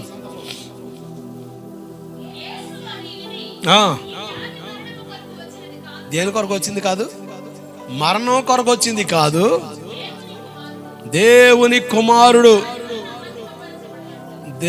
కుమారుడు దాని వల్ల మహిమ పరచబడినట్లు దేవుని మహిమ కొరకు వచ్చింది. దేవుడికి స్తోత్రం కలుగునగాక. అంటే కొన్ని సమస్యలు, కొన్ని వ్యాధులు, కొన్ని రోగాలు దేవుని మహిమ కొరకు ఆపాదించబడతాయి. మనల్ని దేవుడు ఎందుకు చేశాడు చెప్పాను. యెషయా 43:7 ప్రకారంగా మనల్ని ఆయన మహిమ కొరకు చేశాడు అని ఉంది. దేవుని మహిమ కొరకే మనల్ని చేశాడు. కాలక్షేపం కొరకైతే చేయలేదు, అలవాట్లో పొరపాటుకైతే చేయలేదు. అంటే మనందరి పట్ల దేవుని చిత్తం ఉంది, దేవుని ప్రణాళిక ఉంది, దేవుని ఆలోచన ఉంది. నిజమండి, నేను చదువుకున్నానే కానీ భయం పుట్టేది. ఎందుకంటే నాకే పని రాదు. చాలా గారాభంగా, చాలా చక్కగా తల్లిదండ్రులు రెక్కచోని బ్రతికారు. ఏ కష్టం కూడా తెలియకుండా మా నానాశేదులు చదువుకొని ప్రయోజకులు అవ్వాలి. మాకులాగా ఇట్లా పొలంలో తిప్పలు పడకూడదు. మా నాన్న ఏమో 7th క్లాస్లో హిందీ రాలేదని ఊరికొచ్చేసాడు. మా తాత ఏమో ఏముందిలే, చదవపోతే ఏమైందిలే, ఆస్తుందిగా పని నేర్చుకో అని వ్యవసాయం నేర్పాడు. ఆ రోజుల్లో 7th క్లాస్ చదివిన మా నాన్నకి బ్యాంకులో ఒక పోస్ట్ వస్తే మా తాత దాన్ని కూడా దగ్గర ఉద్యోగాలు ఎందుకు, ఎవరికడ పనిచేసేది. మరి ఆ రోజుల్లో 7వ తరగతి చదివితేనే శుభ్రంగా ఏరుకొని ఎత్తుకొని పోయారు. ఈ రోజుల్లో బిఎల్ చదివి బియ్యం కొండలో ఏంటి రాళ్ళు ఏరుకోవాలి, సరిపోతుంది, ఉపయోగం ఉంటలే, కాంపిటీషన్ ఎక్కువైంది. ఆ రోజుల్లో చదువుకున్న వాళ్ళతో కనుక ఏరి కోరి ఎత్తుకొని పోయేవాళ్ళు. మా నాన్న ఇప్పుడు అంటే నాకు ఇప్పుడు ఉద్యోగం వచ్చి మా నాన్న వద్దన్నాడు. మరి మీరు అట్టు ఉండకూడదురా, చక్కగా చదువుకొని ఎండలో కాదు ఫ్యాన్ కింద చక్కగా ప్రయోజకులు ఉండాలిరా, నా పొలం ఉందని చెప్పేసి లేకపోతే ఇందని చెప్పేసి చదువుని నిర్లక్ష్యం చేయొద్దు అని చెబుతూ ఉండేవాడు.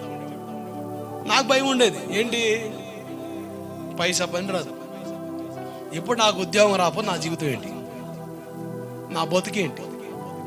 సరే మా నాన్న మొహం చూసి పిల్లలు ఇచ్చాడు అనుకో, ఆ పిల్లలకు బోబెట్టి దేవుడు, నాకు బోబెట్టి దేవుడు, మొహం చూసి బతికేస్తావా? కష్టం కదా. తమిళనాడు ఒక కుర్రోడు వాళ్ళ అమ్మ మున్సిపాలిటీ పని చేస్తుంది. మున్సిపాలిటీ పని చేసే వాళ్ళకి జీతం ఎక్కువ, 40,000 50,000. ఒక్కనొక్క కొడుకు, భర్త లేడు, గారావం పెంచింది. వేసిన చొక్క వేసుకోడు, బుల్లెట్ బండి మీద తిరుగుతాడు. వాడికి కావాల్సిన డబ్బులన్నీ కూడా జేబులో ఆల్రెడీ పెట్టి పాకెట్ మనీ ఖర్చు పెట్టి వెళ్ళిపోతాడు. వాడి పడాయి చూసి ఓ పిల్ల ఏం ఇష్టపడింది. ఏం జాబ్ రండి అంటే ఎయిర్ ఫోర్స్ అంటాడు. ఏంది ఎయిర్ ఫోర్స్ అంటే గాలి తిరుగుడు. ఎయిర్ ఫోర్స్ జాబ్ వచ్చింది, నిజమే, గాలి తిరుగుడు. వీడి బడాయి చూసి నిజంగా వీడు ఉద్యోగస్తుడేమో, ఓ సంపాదకుడేమో అనుకొని ఆ పిల్ల ఇక చూసుకో ఇక గిర్రం తిరిగింది బొంగరాలు. ఈ ఫ్రెండ్స్ తెలుసు కదా, రే ఆ పిల్లకి తెలియదురా, నీ బడాయి చూసి ఆ పిల్ల ఏదనుకుంటుంది, మనకేమో ఏం లేదు కదా అంటే గాలి తిరుగు కదా, ఎయిర్ ఫోర్స్ కదా మంది. సంగతి ఏంటంటే ఏం లేదురా, మా అమ్మ ఎంత బోబెట్టుది నాకు, దాంట్లో ఎంత పెడతాడంట పిల్లకి, ఎంత పెడితే ఎంత తీసి ఆ పిల్లకి పెడతాడంట. చెప్పడానికి బాగానే ఉంది. బతుకు జీవితం తేడా పడితే ఇంకేం లేదు. ఇక పరిస్థితులు తారుమారవాడు. భయం ఉండేది, కలవరం ఉండేది. నేను యేసు ప్రభువు నమ్ముకున్న తర్వాత చాలా చక్కగా చదివేవాడిని, మంచి ర్యాంక్ స్కోర్ చేసేవాడిని. నాకు చదువు పట్ల దృష్టి కలిగింది, ఆశ కలిగింది. ఐఏఎస్ ఆఫీసర్ అవ్వాలని, సేవ చేయాలనుకోలేదు.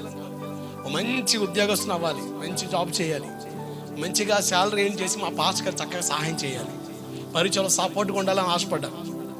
కానీ దేవుడేమో, అరే బాబు నీది సేవా జీవితం రా నాయన, సేవకురాని. నా ధైర్యం, నా బలం, నా తండ్రి నేను సేవకు వచ్చి నేను ఏడ్చాడు, అంగీకరించలే. అరే జోలు వేసుకుని తిరుగుతావా రోడ్ల మీద అన్న బాధ ఆయనకు ఉండిపోయింది. అంటే దేవుని చేతుల ఏర్పాటులోకి వచ్చిన సేవకుల జీవితాలు ఎలా ఆయనకు తెలియదు కదా. ఇక చిల్లర బతికి అనుకున్నాడు ఆయన. కానీ నాకు అర్థమైంది నాది సేవా జీవితం అని. ఇప్పుడు నా జీవితం పట్ల తృప్తి ఉంది, సాటిస్ఫాక్షన్ ఉంది. ఈరోజు చాలా మంది తృప్తి లేదు, సాటిస్ఫాక్షన్ లేదు. బతుకు జీవుడా, దినదిన కన్నా 100 లక్షలు అడిగేదో బతుకుతున్నాం, తింటున్నాం 2 ముద్దలు బతికినంత. కానీ ఇంతే అన్నాడుగా. ఈ మాయా ప్రపంచంలో దేవుని మహిమను గమనించక బతకగా, ఈ మాయా ప్రపంచంలో దేవుని మహిమ నీకు అర్థం కాకపోతే మాత్రం నీ జీవితం శూన్యం కూడిపోద్ది. నా జీవితంలో దేవుడు కనపరచబడే దాఖలాలు ఉన్నాయి. దేవుని మహిమ కొరకే నన్ను చేశాడు అన్న గమనం అనుకుంటే మనం చేసే పని ఒకటి ఉంటుంది. చూడండి ఒకసారి ప్రకటన పుస్తకం 15:4, ప్రకటన 15వ అధ్యాయం 4వ వచనం.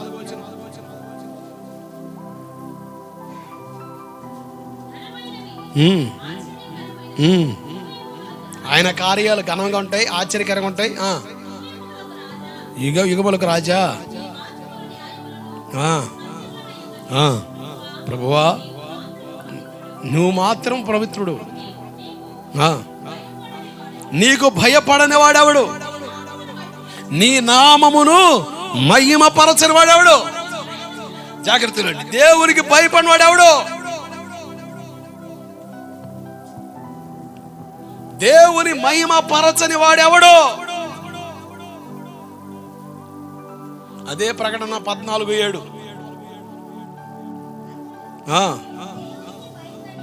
దేవుని దూత అన్నాడు, అతడు దేవునికి భయపడి ఆయన్ని మహిమపరచండి. గట్టిగా చప్పలు కొడుతూ స్తోత్రం చెబుదాం. హల్లెలూయా. దైవ భయం నీలో ఉంటే ఖచ్చితంగా దేవుని మహిమపరుస్తావు.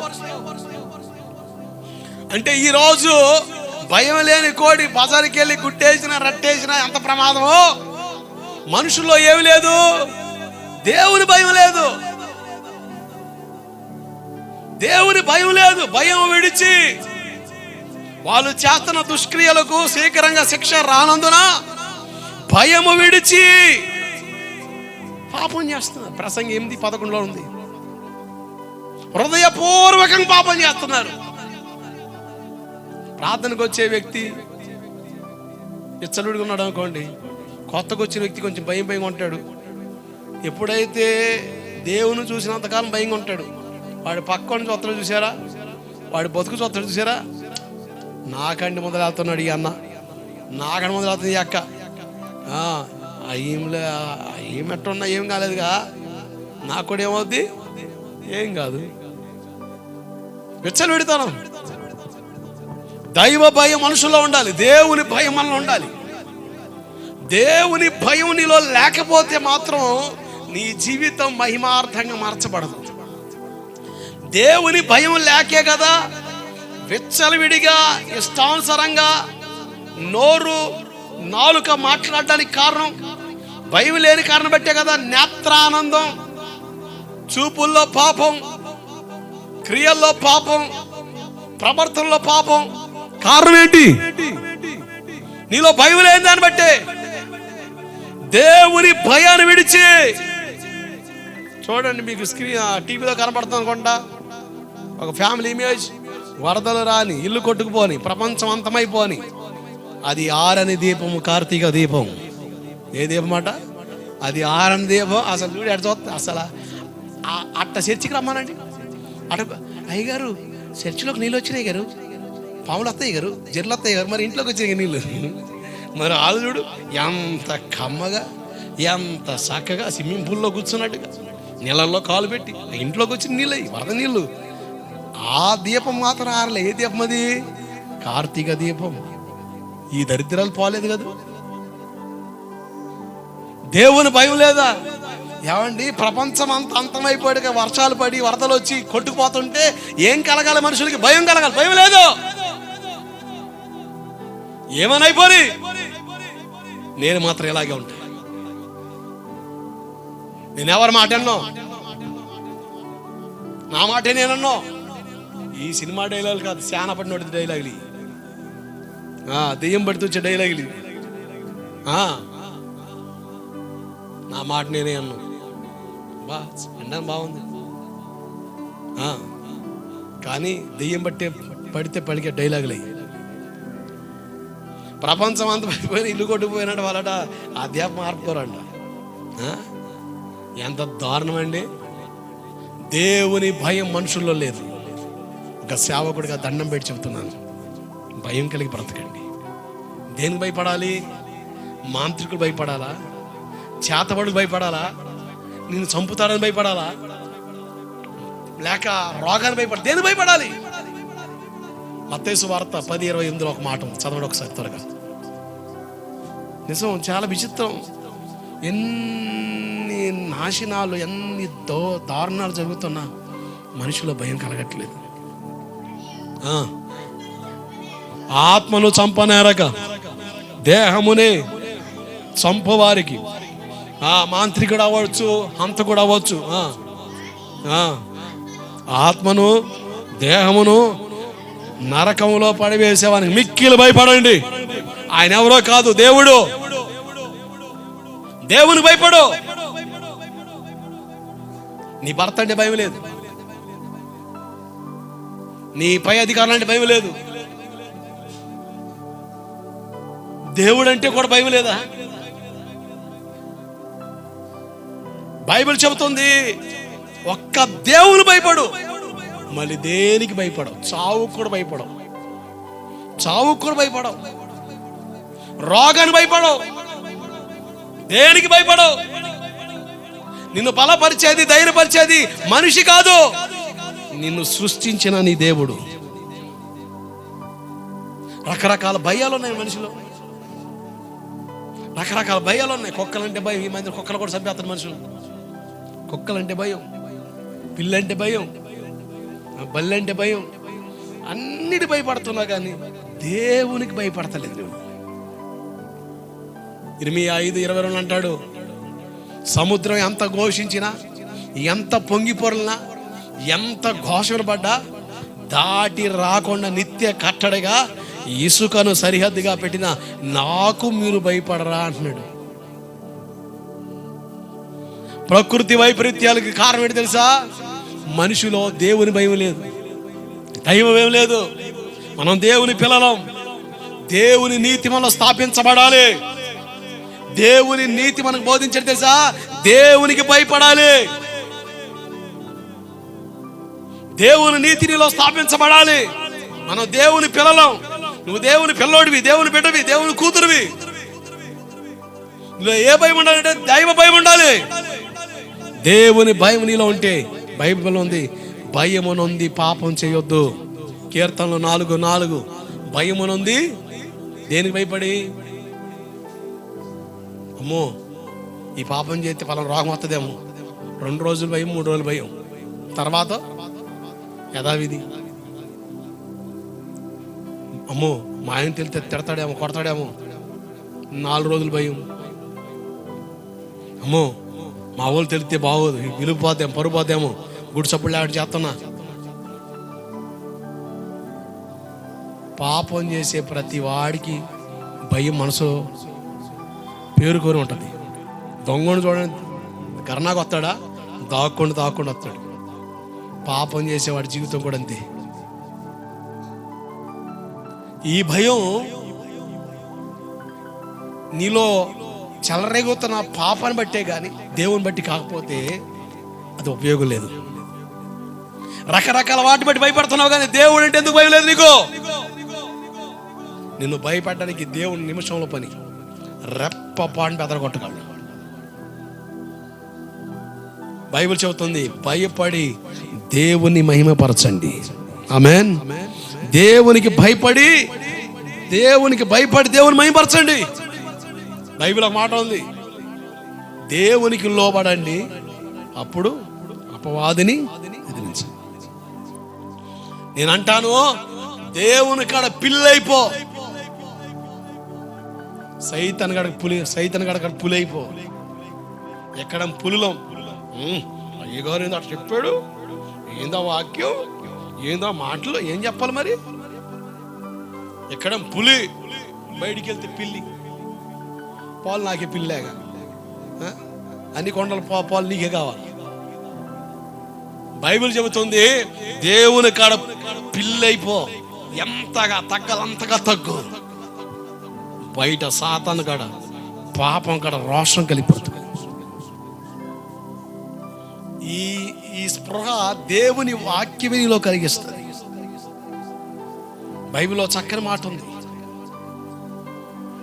1 కొరింథీ పత్రిక 10వ అధ్యాయం 31.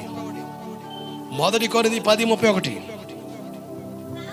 కాబట్టి మీరు భోజనము చేసినను పానము చేసినను మీరేం చేసినను సమస్తమును దేని కొరకు చేయాలట? దేవుని మహిమ కొరకు చేయాలి. అంటే ఏం చేయాలి? నువ్వు అన్నం తిన్నా, పానం నీళ్లు తాగినా ఏం చేయాలి? మనకి ఎంత కక్కురుతో, ఎంత ఆరాటమో, ఎంత తొందరో, హడాబిడి తినేసి గడిబిడి ఉంటుంది కడుపులో. ఇక చూసుకో, అల్లా కొలాలం అయిపోతుంటాం, ముక్కి మూలిగి నిక్కి నీలిగి, ఇవన్నీ గందరగోళ పరిస్థితులు. ఎందుకంటే మనం ఏం చేసినాను దేవుని మహిమ కొరకే చెయ్యాలి. దేవుడికి స్తోత్రం కలుగునగాక. హల్లెలూయా. దేవుని మహిమ కొరకంటే ఏం చేయాలా? అన్నం తినేటప్పుడు ఏం చేసుకోవాలా? ఎంతమంది చేస్తారు సక్రంగా చెప్పండి? 2 మొక్కల్లో తీర్చే మహాభక్తులారా. అరగనప్పుడేమో అయ్యా యేసయ్యా కడుపులో పడిందయ్యా గడిబిడి, అంతా తడి పొడి అయిపోతుంది అయ్యా, అయ్యా యేసయ్యా, అయ్యా కృప చూపయ్యా, ప్రాణాల గాల్లో కలిసిపెట్టున్నాయి బాబు, తన్నితే గ్యాస్ తన్నితే గుండెల మీదకి ఏం లేదయ్యా, అయ్యా మా ఆడవాళ్ళకి జ్ఞాపకం, అదేదో మొదలు పాతం చేయొచ్చుగా, ఆ కసివేదో ప్రార్థన చేశా, ఎప్పుడో చేశా. అమ్మో, భక్తుడు ఆల్టర్నేట్లు పెట్టుకున్నాడు, ఎప్పుడో చేసేసాడంట. అయ్యో, బైబిల్లో చక్కని మాట ఉంది, మనం వర్ధిల్లాలన్నా, మనం దీవించబడాలన్నా, మనల్ని ఫలభరితంగా దేవుడు మార్చాలన్నా, మనం ఆహారం తీసుకునేటప్పుడు మనం చేయాల్సిన విలువైన పని బైబిల్లో చాలా స్పష్టంగా రాయబడి ఉంది. చాలాసార్లు మీకు చూపించాను. భూమి మీద సమృద్ధిలో చేసే పని చూడండి ఒకసారి. కీర్తన పుస్తకం 22వ అధ్యాయం 29వ వచనం. భూమి మీద వర్ధిల్చున్న వారందరూ అన్నపానములు పుచ్చుకొనుచు ఏం చేస్తారట అంటే ప్రార్థన చేస్తారు. నువ్వు ఆరాధించే దేవుడు కూడా చెబుతున్నాడు, నువ్వు ఆహారం తీసుకున్నప్పుడు ఏం చేయాలి? కృతజ్ఞతాస్తుతులు చెల్లించి ఆహారం తీసుకోవాలి. ఎంతసేపు ప్రార్థన చేయాలా? అర్ధగంట కాదమ్మా. ఒక ఆయన్ని కొత్తగా సేవకు వచ్చాడు, సేవకులు అందరూ భోజనం ఏర్పాటు చేసి ఆ కొత్తగా వచ్చిన ప్రార్థన చేయమంటే కంచం టేబుల్ మీద వేసి నిలువు మోకాలు వేసాడు. అందరూ అన్నట్టు చూశారు. సరే కొత్తడు కదా, కానీ అది ప్రభువా మా దేశంలో పంటలు పండించే రైతన్న మీరు జ్ఞాపకం చేసుకోండి అయ్యా, ఆ పంట పండడానికి కారకులైన అయ్యా అధికారులు మీరు. అసలు మందుల షాపోడు దాకపోయాడు, ఎరువుల షాపోడు కోసం ప్రార్థన చేస్తుండు. అసలు అర్ధగంట చేసినా కూడా దేశం అంతా తిరిగి వస్తున్నాడు మావాడు. ఎందుకయ్యా అంటే ముగించడం అలవాట్లేదు. యేసు నామలు అడుగుతున్నావు తండ్రి అన్న మాట మర్చిపోయాడు మావాడు. తిరుగులాడుతుండు. వీళ్ళు చూసారు 2 నిమిషాలు 3 నిమిషాలు ఎవరు కానీ ప్రార్థన తినేశారు. ఈయన ముగించలే. వాళ్ళందరూ తిని చేతులు కట్టుకొని ఏసునామని అడుగుతున్నావు తండ్రి అంటే ఆమె అన్నాడు. అంటే అది మర్చిపోయాడు మా వాడు. లేదు చూస్తే అందరు తినేశారు. ఈగలు వాళ్తున్నాయి. అన్నా తినేశారా? తినకేం చేస్తావురా? నువ్వు తగులుకొని కిలోమీటర్ లెక్కల ప్రార్థన చేస్తుండేవి. అరే మచ్చడంగా 2 మొక్కల్లో ప్రార్థన చేయాలి కదా అంటే కొంతమంది మహా క్లుప్త ప్రార్థనలో ఆరితేళ్ళండి అలా కలుము సరితారు. అయిపోయింది ప్రార్థన. ఆయన అన్నాడు మనసులో చేసేలా మళ్ళీ ఇదోడేలా మనసులో చేస్తాడు ప్రార్థన. బైబిల్ చెబుతుంది భూమి మీద వర్ధిల్చున్న వారందరూ అన్నపాన పుచ్చుకొనుచు నమస్కారం చేస్తారు. తమ ప్రాణమును కాపాడుకొనలేక మంటి పోలగ వారందరూ ఆయన సన్నిధిని మోకరిస్తారు. గట్టిగా చమలు కొడుతూ స్తోత్రం చెప్పండి. నువ్వు నిలువుగా మోకరించి ప్రార్థన చేస్తున్న అర్థం ఏంటి? అయ్యా నా ప్రాణాన్ని నేను కాపాడుకోలేనయ్యా, నా ప్రాణం ఏపాటిది, నా జీవం ఏపాటిది, నేను ఏపాటోడినయ్యా, ఎంత డబ్బు ఉన్నా, ఎంత బలం ఉన్నా, ఎంత ఆరోగ్యం ఉన్నా రెప్ప పాడిన మట్టిలోకి వెళ్ళిపోతానయ్యా. అయ్యా తమ ప్రాణములను కాపాడుకోలేక మట్టి పోలగు వారందరూ ఆయన సన్నిధిని ఏం చేస్తారు? మోకాల ప్రార్థనకున్న బలం అది. ఆమేన్. ఎందుకు మోకరించాలి? అర్థం ఏంటి? అయ్యా నా డబ్బు నన్ను కాపాడదు, నాకున్న తెలివితేటలు నన్ను కాపాడవు, నాకున్న సమృద్ధి, నాకున్న ఆరోగ్యం నన్ను కాపాడదు. అయ్యా కాపాడేదల్లా నీవే అన్న నిలువెత్త నిదర్శనం సూచన ఏదంటే మోకరించడం. కొంతమంది మోకరించి ఎన్ని సంవత్సరాలు అవుతుందో మోకరించావమ్మా ఎప్పుడన్నా? మోకాల ప్రార్థన అనుభవం ఉందా? అయ్యగారు ఇంట్లో ఏవో సౌండ్లు వస్తాయి మరి.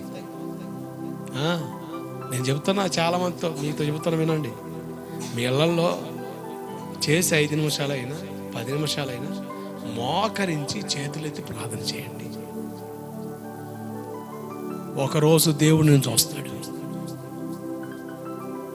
దేవుని కాపుదలని ఇంటి చుట్టూ వచ్చేస్తుంది. నీ జీవితంలో నీ కుటుంబంలో ఉన్న దరిద్రాలన్నీ కూడా కనుమరుగైపోతాయి. మోకాల ప్రార్థనకున్న బలం అది. తమ ప్రాణములు కాపాడుకోలేక మట్టి పోలకు వారందరూ ఆయన సన్నిధి ఏం చేస్తారు? దేవుని మందిరంలో మోకరిత్వం, ఇంట్లో ప్రార్థన మోకరిత్వం. మోకాల ప్రార్థన సాతాను గుండెల్లో రైలు పరిగెత్తిస్తుంది. భక్తుడు అంటాడు బలహీనుడైన విశ్వాసి మోకాల మీదకి వచ్చి ప్రార్థన చేస్తుంటేనట సైతాను గాడి ముచ్చంట్లు పడతాయంట. మరి కాస్త కోస్త బలం పొందిన మోకరిత్తేనో ఆయన రాజ్యం వణుకొద్ది. బలపడ్డోళ్ళు మోకరిత్తేనో ఇంకేమీ లేదు, కోకట వేళతో రాజ్యం పెకిలించబడి అవతల పడేస్తాడు. దేవుడికి మహిమ కలుగునుగాక. అంటే దేవుని ఆశీర్వాదం పొందాలంటే ఏం చేయాలా? అన్నం తినేటప్పుడు, నీళ్ళు తాగేటప్పుడు, కనీసం నీళ్ళు తాగేటప్పుడు మనసులో వస్తాయి స్తోత్రం అని చెప్పాలిగా. అదే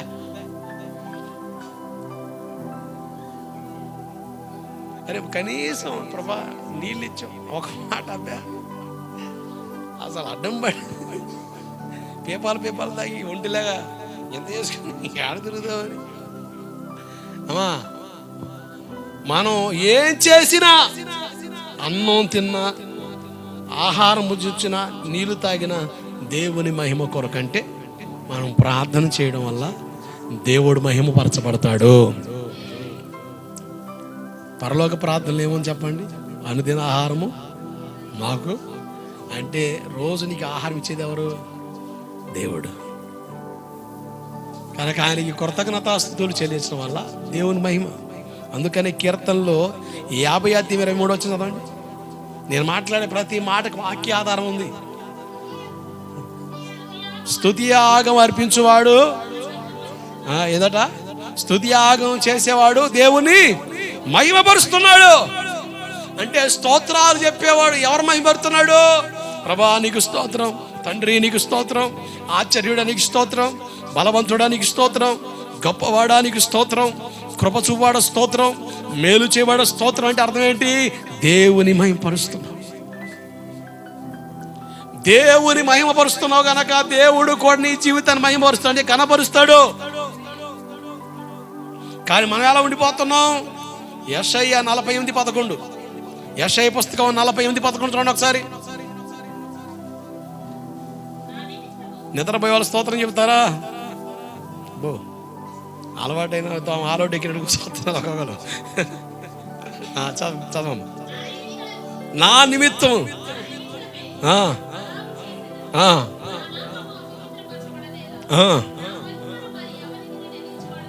నా మహిమను నేను ఎవరికి ఇవ్వను. I never give my glory, I never live up my glory. నా మహిమను నేను ఎవరికి ఇవ్వను. ఎవరికి మహిమ చెల్లాలి అంటే దేవునికే చెల్లాలి. దేవుని మహిమపరిచే వారు ఉండాలి. యోహాను సువార్త 12:41 చదవండి ఒకసారి. అక్కడ చక్కని మాట ఉంది. మరియా మార్తా జీవితంలో ఓ చేదు అనుభవం జరిగింది. తమ్ముడు చనిపోయాడు. యేసు ప్రభు రావడం లేట్ అయింది, సమాధికరం అయిపోయింది. చదవం 41.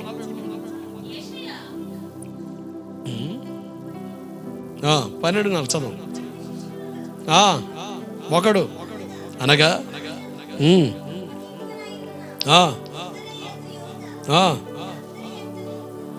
41 వచ్చిన. యెషయా ఆయన మహిమను చూచినందున ఆయన గురించి ఈ మాటలు చెప్పాను. ఏమని చెప్పాడు?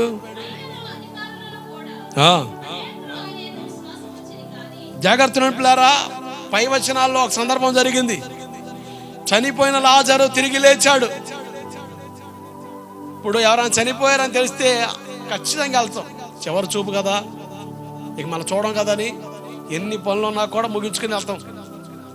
లాజరు చనిపోయినప్పుడు మట్టి కార్యక్రమం చాలా మంది వచ్చారు. పైపెచ్చు అమ్మ నాన్న ఉన్నారు లేదో చరిత్రలో లేదు, కానీ మరియా మార్తా వీళ్ళకి ఒక తమ్ముడు లాజరు అన్ఎక్స్పెక్టెడ్గా వ్యాధి వచ్చింది, చనిపోయాడు. యేసు ప్రభు కబురు పెట్టిన, ప్రభువా నువ్వు ప్రేమించే లాజరు అనారోగ్యం చేసింది, ఆరోగ్యం బాగాలేదు, రమ్మంటే రాలే ఆయన. మిగతా వాళ్ళని సెటిల్ చేస్తారు. చూసావా, మీ అయ్యగారికి చెప్పినా రాలేదు, మరి ఏంది మరి ఏమిటో వచ్చిపోతం చేసిపోతే ఎందుటో కాసులు ఏమైనా రాలుతాయా, సమయం అరుగుద్దా, ఏదో ఏసయ్యా ఏసేంత కలవరెత్తారు వీళ్ళు. ఏం జరిగిందో చూడండి అమ్మా అని సెట్టేర్లు,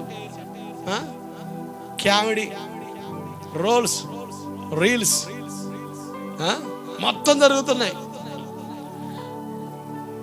ఆయన రాలేదన్న బాధ కంటే ఈ లేచే డైలాగ్ ఎక్కువ బాధ అయింది. ఆయన రాలేదన్న బాధ అయితే లేదు, కానీ ఈయన దెబ్బకి ఆ బాధ ఎక్కువైంది. నిజమే కదా, అంతే కదా. యేసు ప్రభు వస్తే సద్దన్నమేమో తిని ఉడుకుడు కన్నం పెట్టి వారికి వచ్చినప్పుడల్లా డబ్బులు గుడ్లు తెచ్చుకొని పెట్టాను నేను. గుడ్లు తిన్నాడు యేసయ్య. కుదిరినప్పుడల్లా మాంసం ఆయనకి ఇష్టం ఫ్రై చేసి పెట్టు. చిన్న గాడు తిని అర్థమ్మా సూపర్ అన్నాడు. ఏ సూపర్ వచ్చాడా అని ఇక వీళ్ళుగా ఆయన రాలేదన్న బాధ కంటే వీళ్ళు చెప్పే డైలాగ్ బాధ ఎక్కువైంది. మొత్తానికి వచ్చాడు యేసయ్య. మట్టి కార్యక్రమం చాలా మంది వచ్చారు. వచ్చిన వాళ్ళు కూడా వీళ్ళు పాస్టర్ గారు ఎవడు ఉన్నాడే యేసు ప్రభు అట, మరి రాలేదు వస్తే అంటాడుగా. అక్కడ కూడా డైలాగ్ వాళ్ళు ఎడుతుంటే మూలిగే నాకు మీద తాటికాయ వేసినట్టు వీళ్ళు. అరే అది పోలేదా, ఇది లేదా, అది అబ్బాయి ఇది అసలు నిజమండి. క్రైస్తవులను పేరే కానీ మనం చాలా డేంజర్ సింహాలం అండు. అసలు మామూలు కాదు. చీల్చి చెండాలు చేస్తాం. దొరికితే మాత్రం ఎవరి డాగ్ అసెడ్డే అన్నట్టు చూపిస్తాం. ఇప్పుడు దొరికాడా తక్కండి అని. అరే కనీసరే సరే ఏదో ఇందులో అబ్బాయి అదే లేదు. మరి మాట ప్రేమ, దేవుని ప్రేమ. ఏ ప్రేమ ఇది? నోరు తెరిస్తే సాడులు చెప్పే ప్రేమ, షార్ట్ మా డైలాగ్ ప్రేమ. ఏంది నీ ప్రేమ? నేను అంటాను, యేసయ్య ప్రేమ ఎవరికి అర్థం కాలేదు. అర్థం కావట్లే. అందుకని పౌలు గారు ఏపీ సంఘం కోసం ప్రార్థన చేస్తుంటాడు. దాని లోతు వెడల్పు ఎత్తు తెలుసుకున్నట్లుగా, జ్ఞానం ఇచ్చిన క్రీస్తు ప్రేమను తెలుసుకున్నట్లుగా మీకు దేవుడు సహాయం చేయాలని ప్రార్థన చేస్తున్నాను అంటాడు. అర్థం కాలే. నోట్లోనే దేవుని ప్రేమ అన్న పదం పలికే వాళ్ళు చాలా డేంజర్. దేవుని ప్రేమ బ్రదర్, అది అంతరంగంలో ఉందో లేదో చూసుకోవాలి మనం. ఈరోజు దేవుని ప్రేమ అర్థం కాలేదు. 1 కొరింథీ 13వ అధ్యాయం చదవండి. 1 కొరింథీ 13వ అధ్యాయం చదవండి. అక్కడ దేవుని ప్రేమ ఆనవాళ్ళు ఉన్నాయి. అవి ఉన్నాయో లేదో చూసుకుంటే నీలో దేవుని ప్రేమ ఉందో లేదో అర్థమైపోద్ది. చెకప్ చేసుకోండి. ఆడ ఇక మూలిగా నాకు మేము తాటికెళ్ళి ఎత్తన్నారు. సరే, మట్టి కార్యక్రమం అయిపోయింది. ఇక ఏ కాడికి దెప్పొడిసే వాళ్ళు ఎక్కువ వచ్చారు. ఆడ ఎవరో మట్టి వేసే వాళ్ళుగా దెప్పొడిసే వాళ్ళు ఎక్కువ వచ్చారు. అక్కడ సమాధి కార్యక్రమం అయిపోయింది. 4 రోజుల తర్వాత మళ్ళా వార్త, లాజరు బ్రతికాడు అని. మట్టి కార్యక్రమానికి ఏమో ఇంటికి వచ్చి ఒకడొచ్చాడు. చచ్చిపోయిన వాళ్ళు లేచడం కనుక ట్రాక్టర్లు వేసుకుని వస్తున్నారు. ఏడికి లాజర్ని చూడడానికి. చచ్చిపోయిన బతికాడు అంటే మేమేరా ఆడికి మట్టిలో కలిపాం, మట్టి చేసి మేమేరా చచ్చిపోయాడు బతికాడా వాము అని. ఇక చూసుకో, ఊరు వాడ వాగు వంక మొత్తం పొంగి పొరులుతున్నాయి. అక్కడ ఆయన అంటాడు, చెవులుండి కూడా వినలేదు, కళ్ళుండి కూడా చూడలేదు, మన హృదయానికి గోచరం కాలేదు, ఎందుకంటే ఇలా హృదయాలు మందంగా ఉన్నాయి అని దేవుని మహిమను చూసిన యెషయా పాస్టర్ గారు పలికాడు ఆ మాటలో. మనం దేవుని మహిమను దొంగలించకూడదు. మన ద్వారా దేవుడే కనపరచబడాలి. ఎప్పుడు చూసాడు యెషయా పాస్టర్ గారు? యెషయా 6:1 చూసాం కదా. రాజైన ఉజ్జియా మృతి పొందిన సంవత్సరమున అత్యున్నత సింహాసనంపై యేసయ్య ఉండడం కనులారా చూసి, ప్రభువా ఇశ్రాయేలు పాపులయ్యా దుర్మార్గులయ్య అన్నాడా? అయ్యో నేను పాపిని అన్నాడు. దేవుడికి స్తోత్రం కలుగునుగాక. దేవుని మహిమ నీకు అర్థమైతే నీలో ఉన్న లోపల కనబడతాయి, కానీ పక్క లోపల వెత్తవు అవసరమే లేదు. పక్కోళ్ళ కోసం సెటిల్ వేసే పని లేదు. దేవుని మహిమ మనకు అర్థమైతే మనమేంటి మనకు అర్థమైపోద్ది. కొంతమంది వచ్చి నా కాడకి, అన్న వీళ్ళు అట్ట అన్నారు మిమ్మల్ని అతను. నేను వాళ్ళతో చెప్పాడు ఇలా, నేను ప్రార్థనలో కొన్ని నెలలుగా ప్రార్థించినప్పుడు ప్రభు నా మనసులో పెట్టిన మాట ఒకటి, వాళ్ళ ప్రవర్తన వాళ్ళు పట్టిస్తుంది. నీకోసం ఎవరు ఎన్ని కోతలు కూసినా నువ్వేం కంగారు పడవద్దు ఫిని బాబు, నువ్వేం కలవరపడవద్దు. పరిశుద్ధాత్మ నాకు చెప్పిన ఆలోచన ఏంటంటే వాళ్ళ ప్రవర్తనే వాళ్ళు పట్టిస్తుంది. నీలో లోపం ఉంటే సరి చేసుకో, లేదనుకో కంగారు పడే పని లేదు, ఏడ్చే పని లేదు, బాధపడే పని లేదు. వాళ్ళు ఎట్ట అంటున్నారా వీళ్ళు అట్ట అంటున్నారా అన్న బాధ నీకు అవసరం లేదు. నీకు ఒక మాట చెబుతున్నాను, వాళ్ళ ప్రవర్తనే వాళ్ళు పట్టిస్తుంది. ఎవరిని వచ్చి నాకు చెప్పారు అనుకోండి, నేను అనే డైలాగ్ ఒకటి, వాళ్ళ ప్రవర్తనే వాళ్ళు పట్టిస్తుంది. వాళ్ళ ప్రవర్తన వాళ్ళు పట్టిస్తుంది. నీ ప్రవర్తనని పట్టిస్తుంది. కనుక దేవుని మహిమ మనకు అర్థమైతే, యెషయా పాస్టర్ గారు ఇశ్రాయేలులో దోషాలు ఉన్నాయి, లోపల ఎత్తు కాదు, నేను అపవిత్రమైన జన మధ్యలో ఉన్నాను, నేను అపవిత్రుడయ్యని ఏడవడం మొదలు పెట్టాడు. పరలోకల శబ్దం, ఎవరు వెళ్తారు నా కోసం, ఎవరు వెళ్తారు నా కోసం అంటే యెషయా గారు అంటారు, నేను వెళ్తాను ప్రభు అంటాడు. I will go for you. దేవుని మహిమ మనకు అర్థమైతే, ఆ ప్రత్యక్ష మనకు వస్తే, మనం దేవుని కొరకు బ్రతకాలన్న తపన మనలో అధికమవుతుంది. చప్పలు కొడుతూ గట్టిగా స్తోత్రం చెప్పండి. అది రేజ్ అవుతే అక్కడ నీ గొప్పలు వెతకవు. మన కోసం ఏమంటున్నారు, ఏమనుకున్నా మరి అది మరి ఏంది, మరి అది ఈ ఫోజులు కొట్టే ఫీజులు మాడేది అవసరమే లేదు. ఆ స్థలంలో దేవుని మహిమను ఎత్తుకు, నీ స్వకీయ మహిమను ఎతికేవనుకో నీ గొప్పలు వెతికేవనుకో, నీ బడ వెతికేవనుకో, ఒకరోజు బ్లాస్ట్ అయిపోద్ది, మొక్కలు అయిపోద్ది. అది అక్కడ దేవుని మహిమను వెతికేవనుకో, ఆ పరిస్థితి దేవుడు ఆశీర్వాదకరంగా మార్చేస్తాడు. ఆమేన్, హల్లెలూయా. అందుకనే పౌలు పాస్టర్ గారు కొరింథీ సంఘంతో చక్కని మాట చెబుతాడు. 2 కొరింథీ పత్రిక 4వ అధ్యాయం 5-6 వచనాలు. కొరింథీ 2వ పత్రిక 4వ అధ్యాయం 5-6 వచనాలు. వెలుగు ప్రకాశిస్తుంది, కాగా అని పలికిన దేవుడే మహిమను గురించిన జ్ఞానమును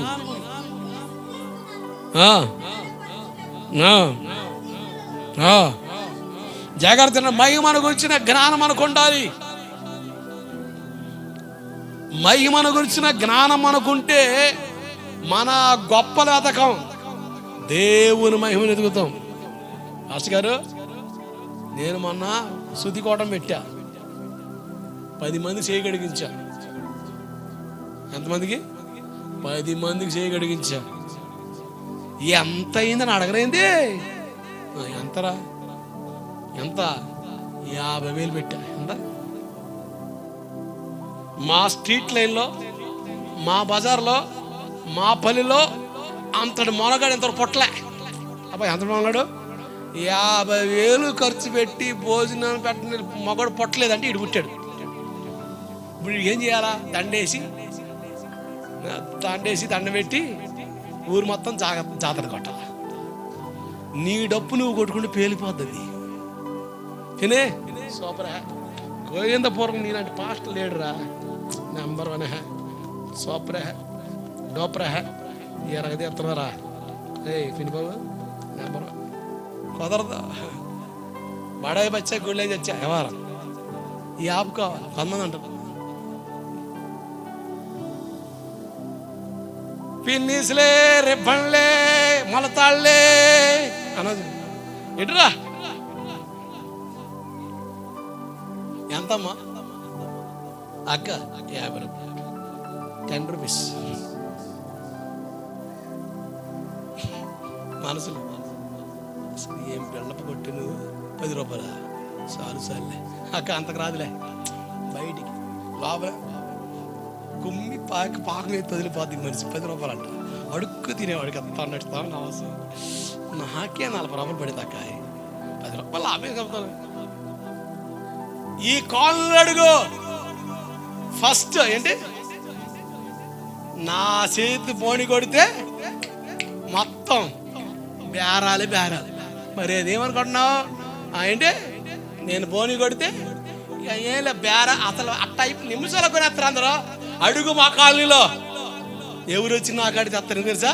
నేను ఫస్ట్ బోని కొట్టాలా? చాలక్క, బడక్క అక్క, బడక్క, బర్రెలక్క చాలక్క. ఈ బడాయిలు కొట్టడానికి మాత్రం బయలుదేరుతామండి. దేవుని మహిమను మనం దొంగలించకూడదు.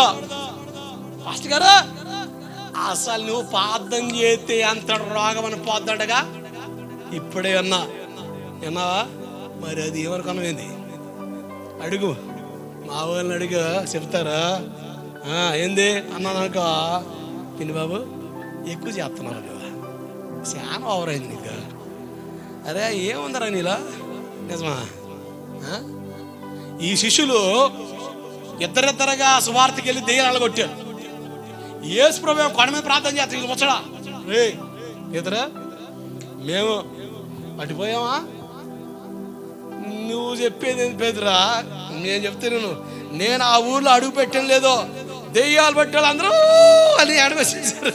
పొలిమేర కదా వచ్చేసారు. అసలు గోల. నేను మర్యాద పోండన్నా అంతే, డామాడం పడిపోయారు, లేచారు.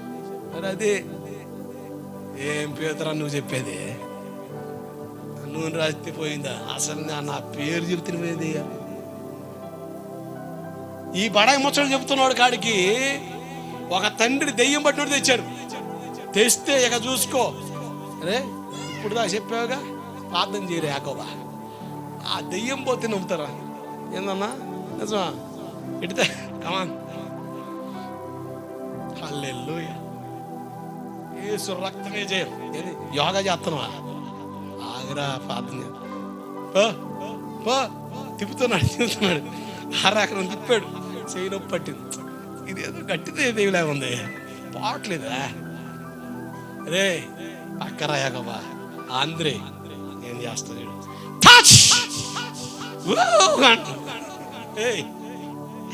ఏందిరా నువ్వు ప్రార్థన చేస్తుంటే దెయ్యాలు మొత్తం బయటకు వస్తున్నాయి కదా పేతురు. ఇక అసలు అక్కడ అంత గందరగోళం చేసి పెట్టి ఎంతంటే వీళ్ళ గురువు గారు వల్ల కూడా కాదే అనంత డౌట్ వచ్చింది ఎవరికి? ఆ పిల్లగాడి తండ్రికి. అంత వ్యవహారం చేశారు. అంటే పడాయిగా పోతే అంతా కూడా గందరగోళమే. మనం తగ్గాలి, ఆయన హెచ్చాలి. ఆమేన్.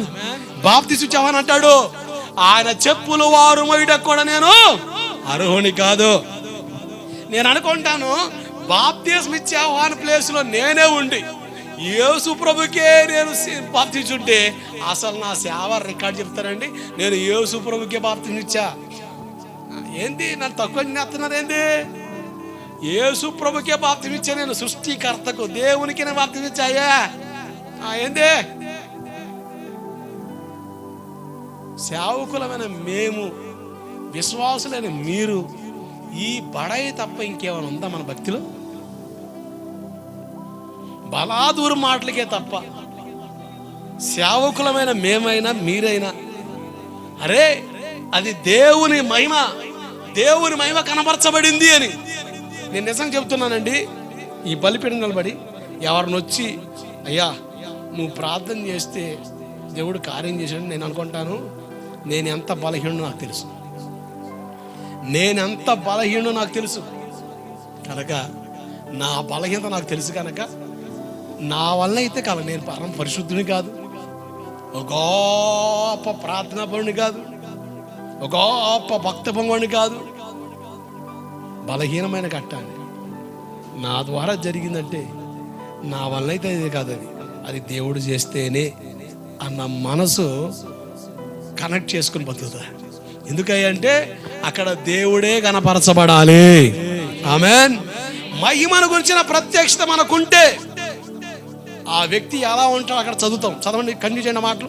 2 కొరింథీ పత్రిక 4, 5, 6 వచనాలు.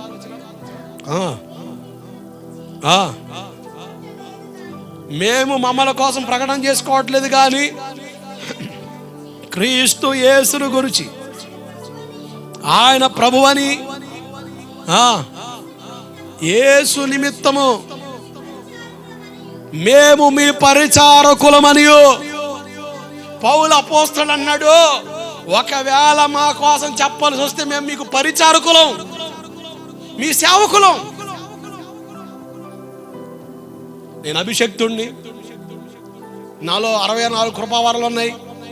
ఇవన్నీ కూడా బడాయి మాటలు. ఈ మాటలు దేవుని మహిమను దొంగలిస్తాయి. ఒక మనిషి అలా ఉండకూడదు. మహిమను గురించిన ప్రత్యక్ష నాకు వస్తే నేనేం చెబుతానంటే మేము క్రీస్తుకు దాసులం, మేము పరిచారకులం, దేవుని పనోళ్ళం. ఇది మా వల్ల అయితే జరిగింది కాదు, దీనికి కారకుడు దేవుడు కనుక దేవుడు వైపు తిరగండి అంటాం. ఈరోజు మేము ఏం చేస్తున్నామంటే మాలో ఏదో ఉందని, పలానా పాస్ గారు ప్రార్థన చేస్తే స్వస్థతలు జరుగుతున్నాయిరా, అద్భుతాలు జరుగుతున్నాయిరా, అమ్మో ఆయన సూపరా, అసలు ఒరిజినల్ పాస్టర్ ఆయనే అంటే మిగతా వాళ్ళ డూప్లికేటా? నువ్వు సర్టిఫికేట్ నువ్వెవడు? నీవెవడు ఇచ్చాడు అధికారం? నువ్వు సంస్థ పెట్టావా? Original pastor duplicate pastor certificate వాడికి సేవకులు తోలం చేసి మాట. మా పాస్టర్ గారి కాడ ఏమీ లేదు, అంత ఉస్సు తుస్సు బుస్సే. ఇక్కడ చూడు మంటల్. నీకు మహిమను గురించి ప్రత్యక్షత రాలే.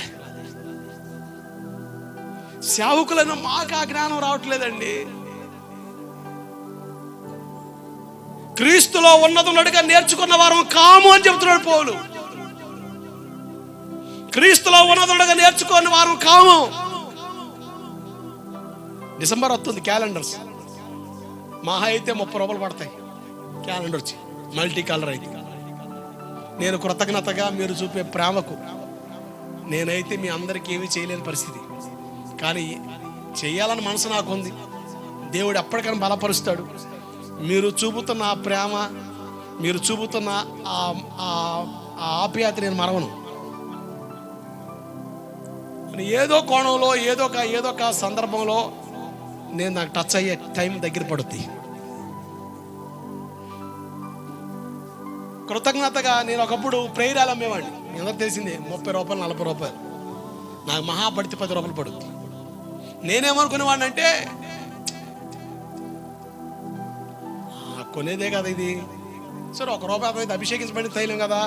ఏంటి ఏ తైలం? మామూలు తైలం, అభిషేకించబడిన తైలం కదా, 40 రూపాయలు దేవుని సేవకి. ఇక ఈ దరిద్రం పోదనగా మళ్ళా ఖర్చుల మీద పడ్డా.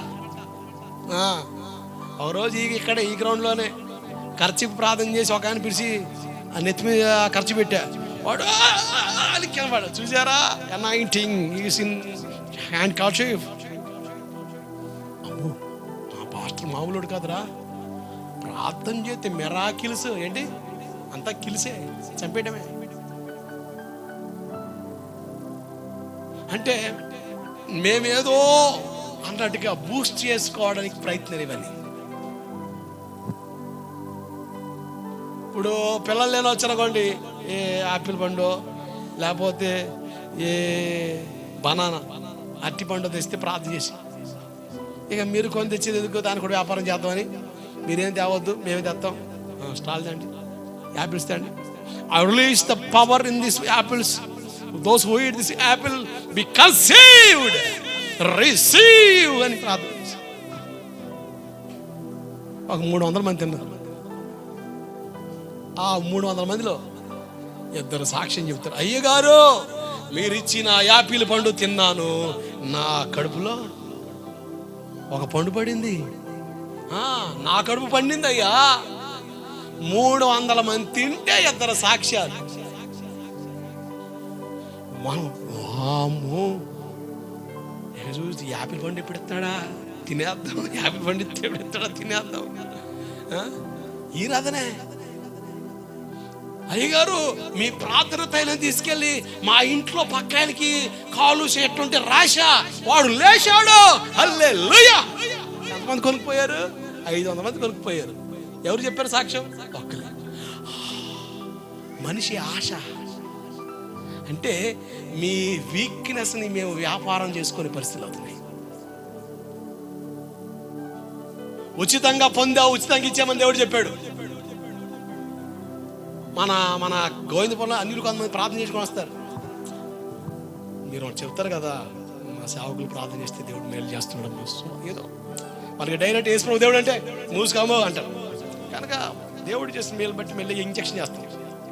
వాళ్ళకి కొన్ని సందర్భాలు వచ్చినప్పుడు మీ పాస్టర్ గారు చెప్పి ప్రార్థన చేయించవా, లేకపోతే మీ పాస్టర్ గారు ప్రార్థన చేసిన తైలం ఇవ్వవా అంటే మీరు చెప్పిన మాటలు వాళ్ళు పనిచేయడం ప్రారంభిస్తారు. కొంతమంది వస్తారు, ఏమైనా ఒకరు పట్టుకొచ్చారు అనుకోండి, ఇప్పుడు ఎలగొడితే ఎంతటా అయ్యగారు ఎంత తీసుకుంటాడింది. ఒక ఆయన పక్కన అడుగు, ఎంత అవుతుంది, ఎంత ఖర్చు అవుతుంది, నేను అవుతా 1,00,000 రూపాయలు అవుతుంది, ఎత్తావన్నా, ఏం అవసరం లేదు, మీరు తీసుకురండి. అంతకాలితే ప్రాంతం నేను కొన్ని ప్రార్థన చేస్తా, దేవుడికి స్తోత్రం కలుగును కాక. అసలు ఏం 1 రూపాయి ఖర్చు లేదు, 1 రూపాయి పెట్టమని లేదు. దేవుడు ఉచితంగా ఇచ్చాడు, ఉచితంగా ఇచ్చేయమన్నాడు. దీనికి ఎలా కట్టమని చెప్పలే. నేను అభిషేకం రిలీజ్ చేస్తాను, 5,000 కట్టండి, 2,000 కట్టండి, ఇదంతా వ్యాపారం. అంటే క్రీస్తులో ఉన్నతున్నట్టుగా మేము నేర్చుకోలేకపోయామా, మీరు నేర్చుకోలేకపోయారు, అర్థం కావట్లేదు. దేవుని వాక్యం అర్థమైతే మనం ఎక్కడ మోసపోము. కట్టబడతాం, స్థిరపరచబడతాం, బలపరచబడతాం, క్రీస్తు కొరకు రేపబడతాం, క్రీస్తు కొరకు మన జీవితాన్ని అంకితంగా మార్చేస్తాం. ఆ స్థాయి నీ జీవితంలోకి రావాలి. ఎప్పుడో తెలుసా? దేవుని మహిమ నీకు అర్థమైతే. నేను గాయపడడం దేవుని చిత్తమా? నా కాలి దెబ్బ తగిలినప్పుడు ఒక రోజు రాత్రి భయంకర దొరద వస్తుంది. కట్టుకట్టిన ఆ రోజు రాత్రి మా పాస్టర్ గారు కాస్త అలిసిపోయి పడుకుంది. నాకు లోపల మనసు కలగలే. గోగడానికి ఏమో కాలు కదపకూడదు అన్నట్లే అదే బాధ అనిపిస్తుంది. నిద్ర పడతలే. నేను దేవుని కాడ ప్రార్థన చేసి, ప్రభువా ఈ గాయం అవడానికి కారణం ఏంటి అని ప్రార్థన చేస్తే ఆ రాత్రి వచ్చిన విషయం నాకు చూపించారు. అది చూసిన తర్వాత దేవునికి స్తోత్రం చెప్పా.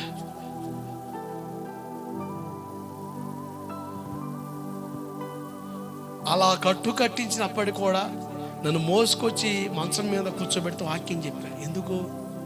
నన్ను చూడు, నా బడాయి చూడని కాదు, మీకు ఒక విషయం నేర్పడానికి. ఓపిక తెచ్చుకొని, మనకి ఓపిక ఉంటే 4 అడుగులు వేసుకొని రాగలిగితే మళ్ళీ దేవుని దగ్గరికి వచ్చేసి నలుగురు రేపి కూర్చోబెట్టే పరిస్థితి కాకపోతే దేవుని సన్నిధి నువ్వు మానకూడదు. నిజం. ఆ గాయం దేవుడు మేలు కొరకే పెట్టాడు. సంతోషించి దేవుని స్తుతించాను.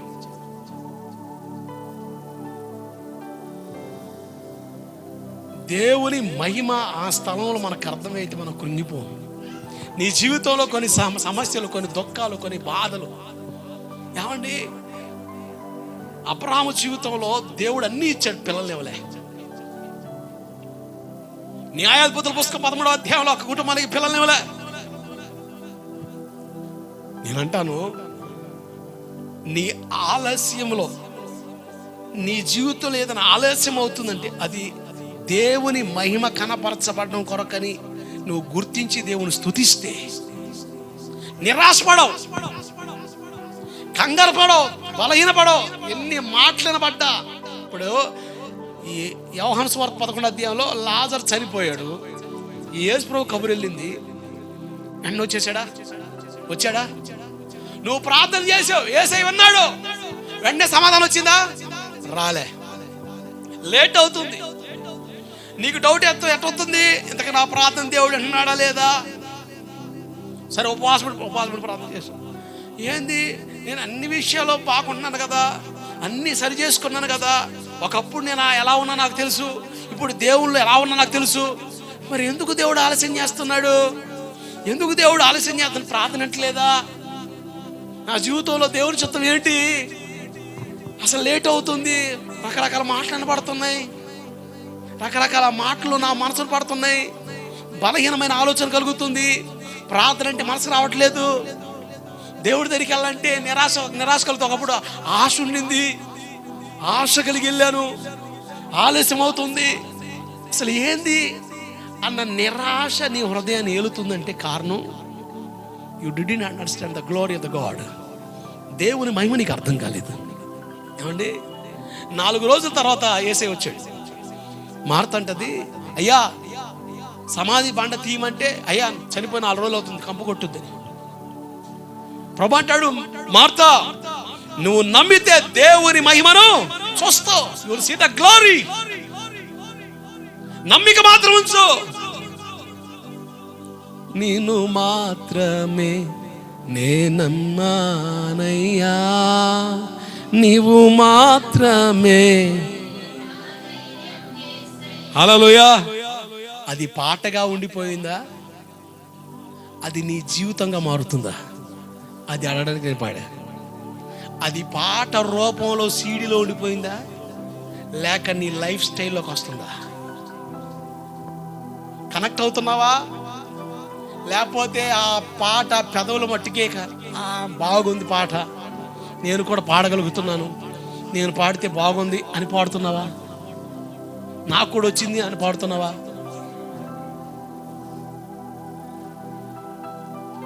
ఆ పాటలో ఉన్న భావం నువ్వు కనెక్ట్ అయితే నేను చెప్పగలను, ఎక్కడ కూడా నిరాశపడవు, ఎక్కడ కూడా కంగారు పడవు. నేను ఈ అధ్యాయం చదివిన తర్వాత ఒక మాట రాసుకున్నాను, లేట్ అయినా లేటెస్ట్ గా నన్ను దేవుడు కార్యాలు చేస్తాడు. గట్టిగా హల్లెలూయా. లేట్ అయినా లేటెస్ట్ గానే. అబ్రాహాము జీవితంలో పిల్లలు పుట్టడం లేట్ అయింది, మన ఆ కుటుంబంలో పిల్లలు పుట్టడం లేట్ అయింది. వరపుత్రులు పుట్టారా, నసపుత్రులు పుట్టారా? వీడి పెద్ద నసండి బాబు అంటున్నావా? వరపుత్రుడా?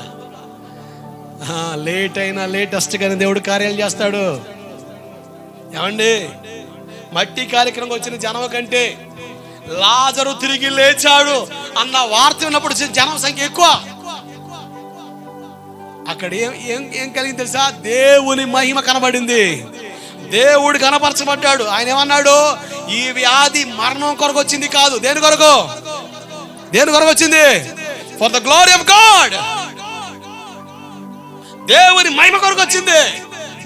ఈ సమస్య, ఈ ఆలస్యం దేవుని మహిమ కొరకు నువ్వు గ్రహిస్తే, నేను అంటాను, మనసు పూర్తిగా దేవుని స్తుతించు, దేవుని ఆరాధించు. ఎక్కడ కూడా డొల్ల కనబడకూడదు. ఫస్ట్ టైం నువ్వు ఏ మనసు కలిగి ఉన్నావో ఆలస్యం అవుతున్నప్పటికీ రోజులు గడుచు డొల్ల కనబడకూడదు. నిరాశ, వేదన, దుఃఖం, బాధ, చింత ఈ యాడ్ అవ్వకూడదు. ఫస్ట్ స్టేజ్లో ఎలా ఉన్నావో చివరి దాకా అలాగే ఉండాలి. కార్యారంభం కంటే ప్రారంభం కంటే కార్యాంతమే మేలు. దేవుడు కార్యం చేసి ఆ ఫైనల్ స్టేజ్ నువ్వు ఎలా ఉన్నావు, ఎలా ఉండబోతున్నావు? అదే విశ్వాసం, అదే నమ్మకం, అదే యథార్థత, అదే భక్తి, అదే ఆసక్తి, అదే ప్రార్థన ఉందా లేక తగ్గిందా? తగ్గడానికి కారణం ఏంటి? ప్రార్థన చేసిన దేవుడు కార్యం చేయట్లేదు, ఆలస్యమవుతూనే వస్తుంది. దేవుడు ఏం మాట్లాడతలేదు, ఉలుకు పలుకు లేదు, నాలో ఏ పాపం ఉంది, ఏమీ లేదు కదా, నేను బాగానే ఉన్నాను కదా. నిరాశ, వేదన, దుఃఖం నీ మనసుని వెళ్తూ వస్తుంది. నేను అంటాను, ఆలస్యమైందని అలసిపోవద్దు. ఆలస్యాన్ని బట్టి ఆలోచించక అర్థం చేసుకొని దేవుని ఆరాధించు. రాసుకుంటూ ఈ మాట, ఆలస్యమైందని అలసిపోక, ఆలస్యం అవుతుందని ఆలోచనలు పడక, అర్థం చేసుకొని దేవుణ్ణి ఆరాధించు. నీ జీవితం అంతా ఆశీర్వాదకరంగా మారిపోద్ది. నీ జీవితం అంతా ప్రయోజనకరంగా దేవుడు మార్చేస్తాడు. కన్నీటిని నాట్యంగా మారుస్తాడు కదా ఆయన. నీ దుఃఖాన్ని పూదనగా మార్చేస్తాడు కదా ఆయన. నీ వ్యాధాన్ని దేవుడు ఆశీర్వాదకరం మార్చేస్తాడు కదా. అది ఆయనకే సాధ్యం కదా, అది ఆయన వల్లే కదా, ఆయనే చేయగలడు కదా. నీ వాళ్ళు ఎవరు ఏం చేయలేరు కదా, నీ చేతుల్లో కూడా ఏమీ లేదు కదా, ఎన్ని ప్రయత్నాలు చేసినా ప్రయోజనం లేదు కదా. కనుక కలవరపడొద్దు, ఆయన బలిష్టమైన రెక్కల చాట అలా ఉండు. There is a day to see the glory. There is a day. ఆ రోజు వచ్చినప్పుడు దేవుడు కలకని వారి మార్చేస్తాడు. కన్నీళ్లు తెచ్చేవాడు సంతోషకాలంతో పంట కోయడం ప్రారంభిస్తాడు. 11వ అధ్యాయం అంతా కూడా ఏడ్పే, 11వ అధ్యాయం అంతా కూడా కలవరమే. ఏసై రాలేదు, దేవుడు మేలు చేయలేదు, నా తమ్ముడు చనిపోయాడు, ఆ బాధే. 12వ అధ్యాయం వచ్చేవాడికి ఆశ్చర్యం, విందు. ఊరంతా కూడా వాళ్ళ ఇంటి ముందలే ఉంది. పట్టణంలో ప్రజలందరూ కూడా వాళ్ళ ఇంటి ముందలే వచ్చేస్తున్న కారణం తెలుసా? చనిపోయిన లాజరు తిరిగి లేచాడు. దేవుని మహిమ ప్రత్యక్షమైంది. Hallelujah. There is a day. నేను కూడా అదే ఆశతో ప్రార్థిస్తున్నాను. ఈ చిన్న పరిచయం దేవుడు బలపరుస్తాను. ఎన్ని రాళ్ళు పడి, ఎన్ని పోరాటాలు రాని, సేవల ఆశీర్వాదం లేదు ప్రభువా, సమృద్ధి కనబడదా అన్న దుఃఖమే నా ఎదుగుతున్నా. ఎండ మావులే, ఎడారే, అరణ్య రోదనే నా ఎదుటున్నా. నా గుప్పెడు గుండెలో విశ్వాసం ఏంటంటే దేవుడు ఎప్పటికైనా తన కార్యం జరిగిస్తాడు. ఆయన మర్చిపోవడం కన్యాస్తుడు కాదు. అందుకని కీర్తన 115 అంటాడు, ఆయన మమ్మల్ని మర్చిపోలేదు, ఆయన మమ్మల్ని ఆశీర్వదించాడు. నువ్వు అనుకుంటున్నావు ఆయన మర్చిపోయాడేమని, ఆయన పర్వాలేదు. ఆయన జ్ఞాపకాల్లో ఉన్నావు, ఆయన మనసులో నువ్వు ఉన్నావు. ఆయన మనసులో నేను పదిలంగా దాచాడు. ఆయన ఆలోచన గొప్పది, అది మహిమతో కూడింది, మహిమాన్వితమైనది. ఈ మట్టిలో మహిమను దాచిన దేవుడు ఆయన. ఈ మట్టిలో ఏం దాచాడు? మహిమను దాచాడు. సముద్రంలో మార్గం దాచాడు ఆయన. ఆకాశంలో నీటిని దాచాడు ఆయన. దాయలేదా? వానాడి నుంచి వస్తుంది, ఆకర్షించే కదా. ఎవరు దాచారు? మేఘాల్లో నీటిని దాచాడు, సముద్రంలో మార్గాన్ని దాచాడు, ఈ మట్టిలో మహిమను దాచాడు. There is a day to see the glory. దేవుడిని దుఃఖాన్ని నాట్యంగా మార్చేస్తాడు. మహిమను గురించిన ప్రత్యక్షత కలిగి బ్రతుకుదాం. దేవుడే గణపరచబడును గాక. మోకరించిన ప్రార్థన చేద్దాం.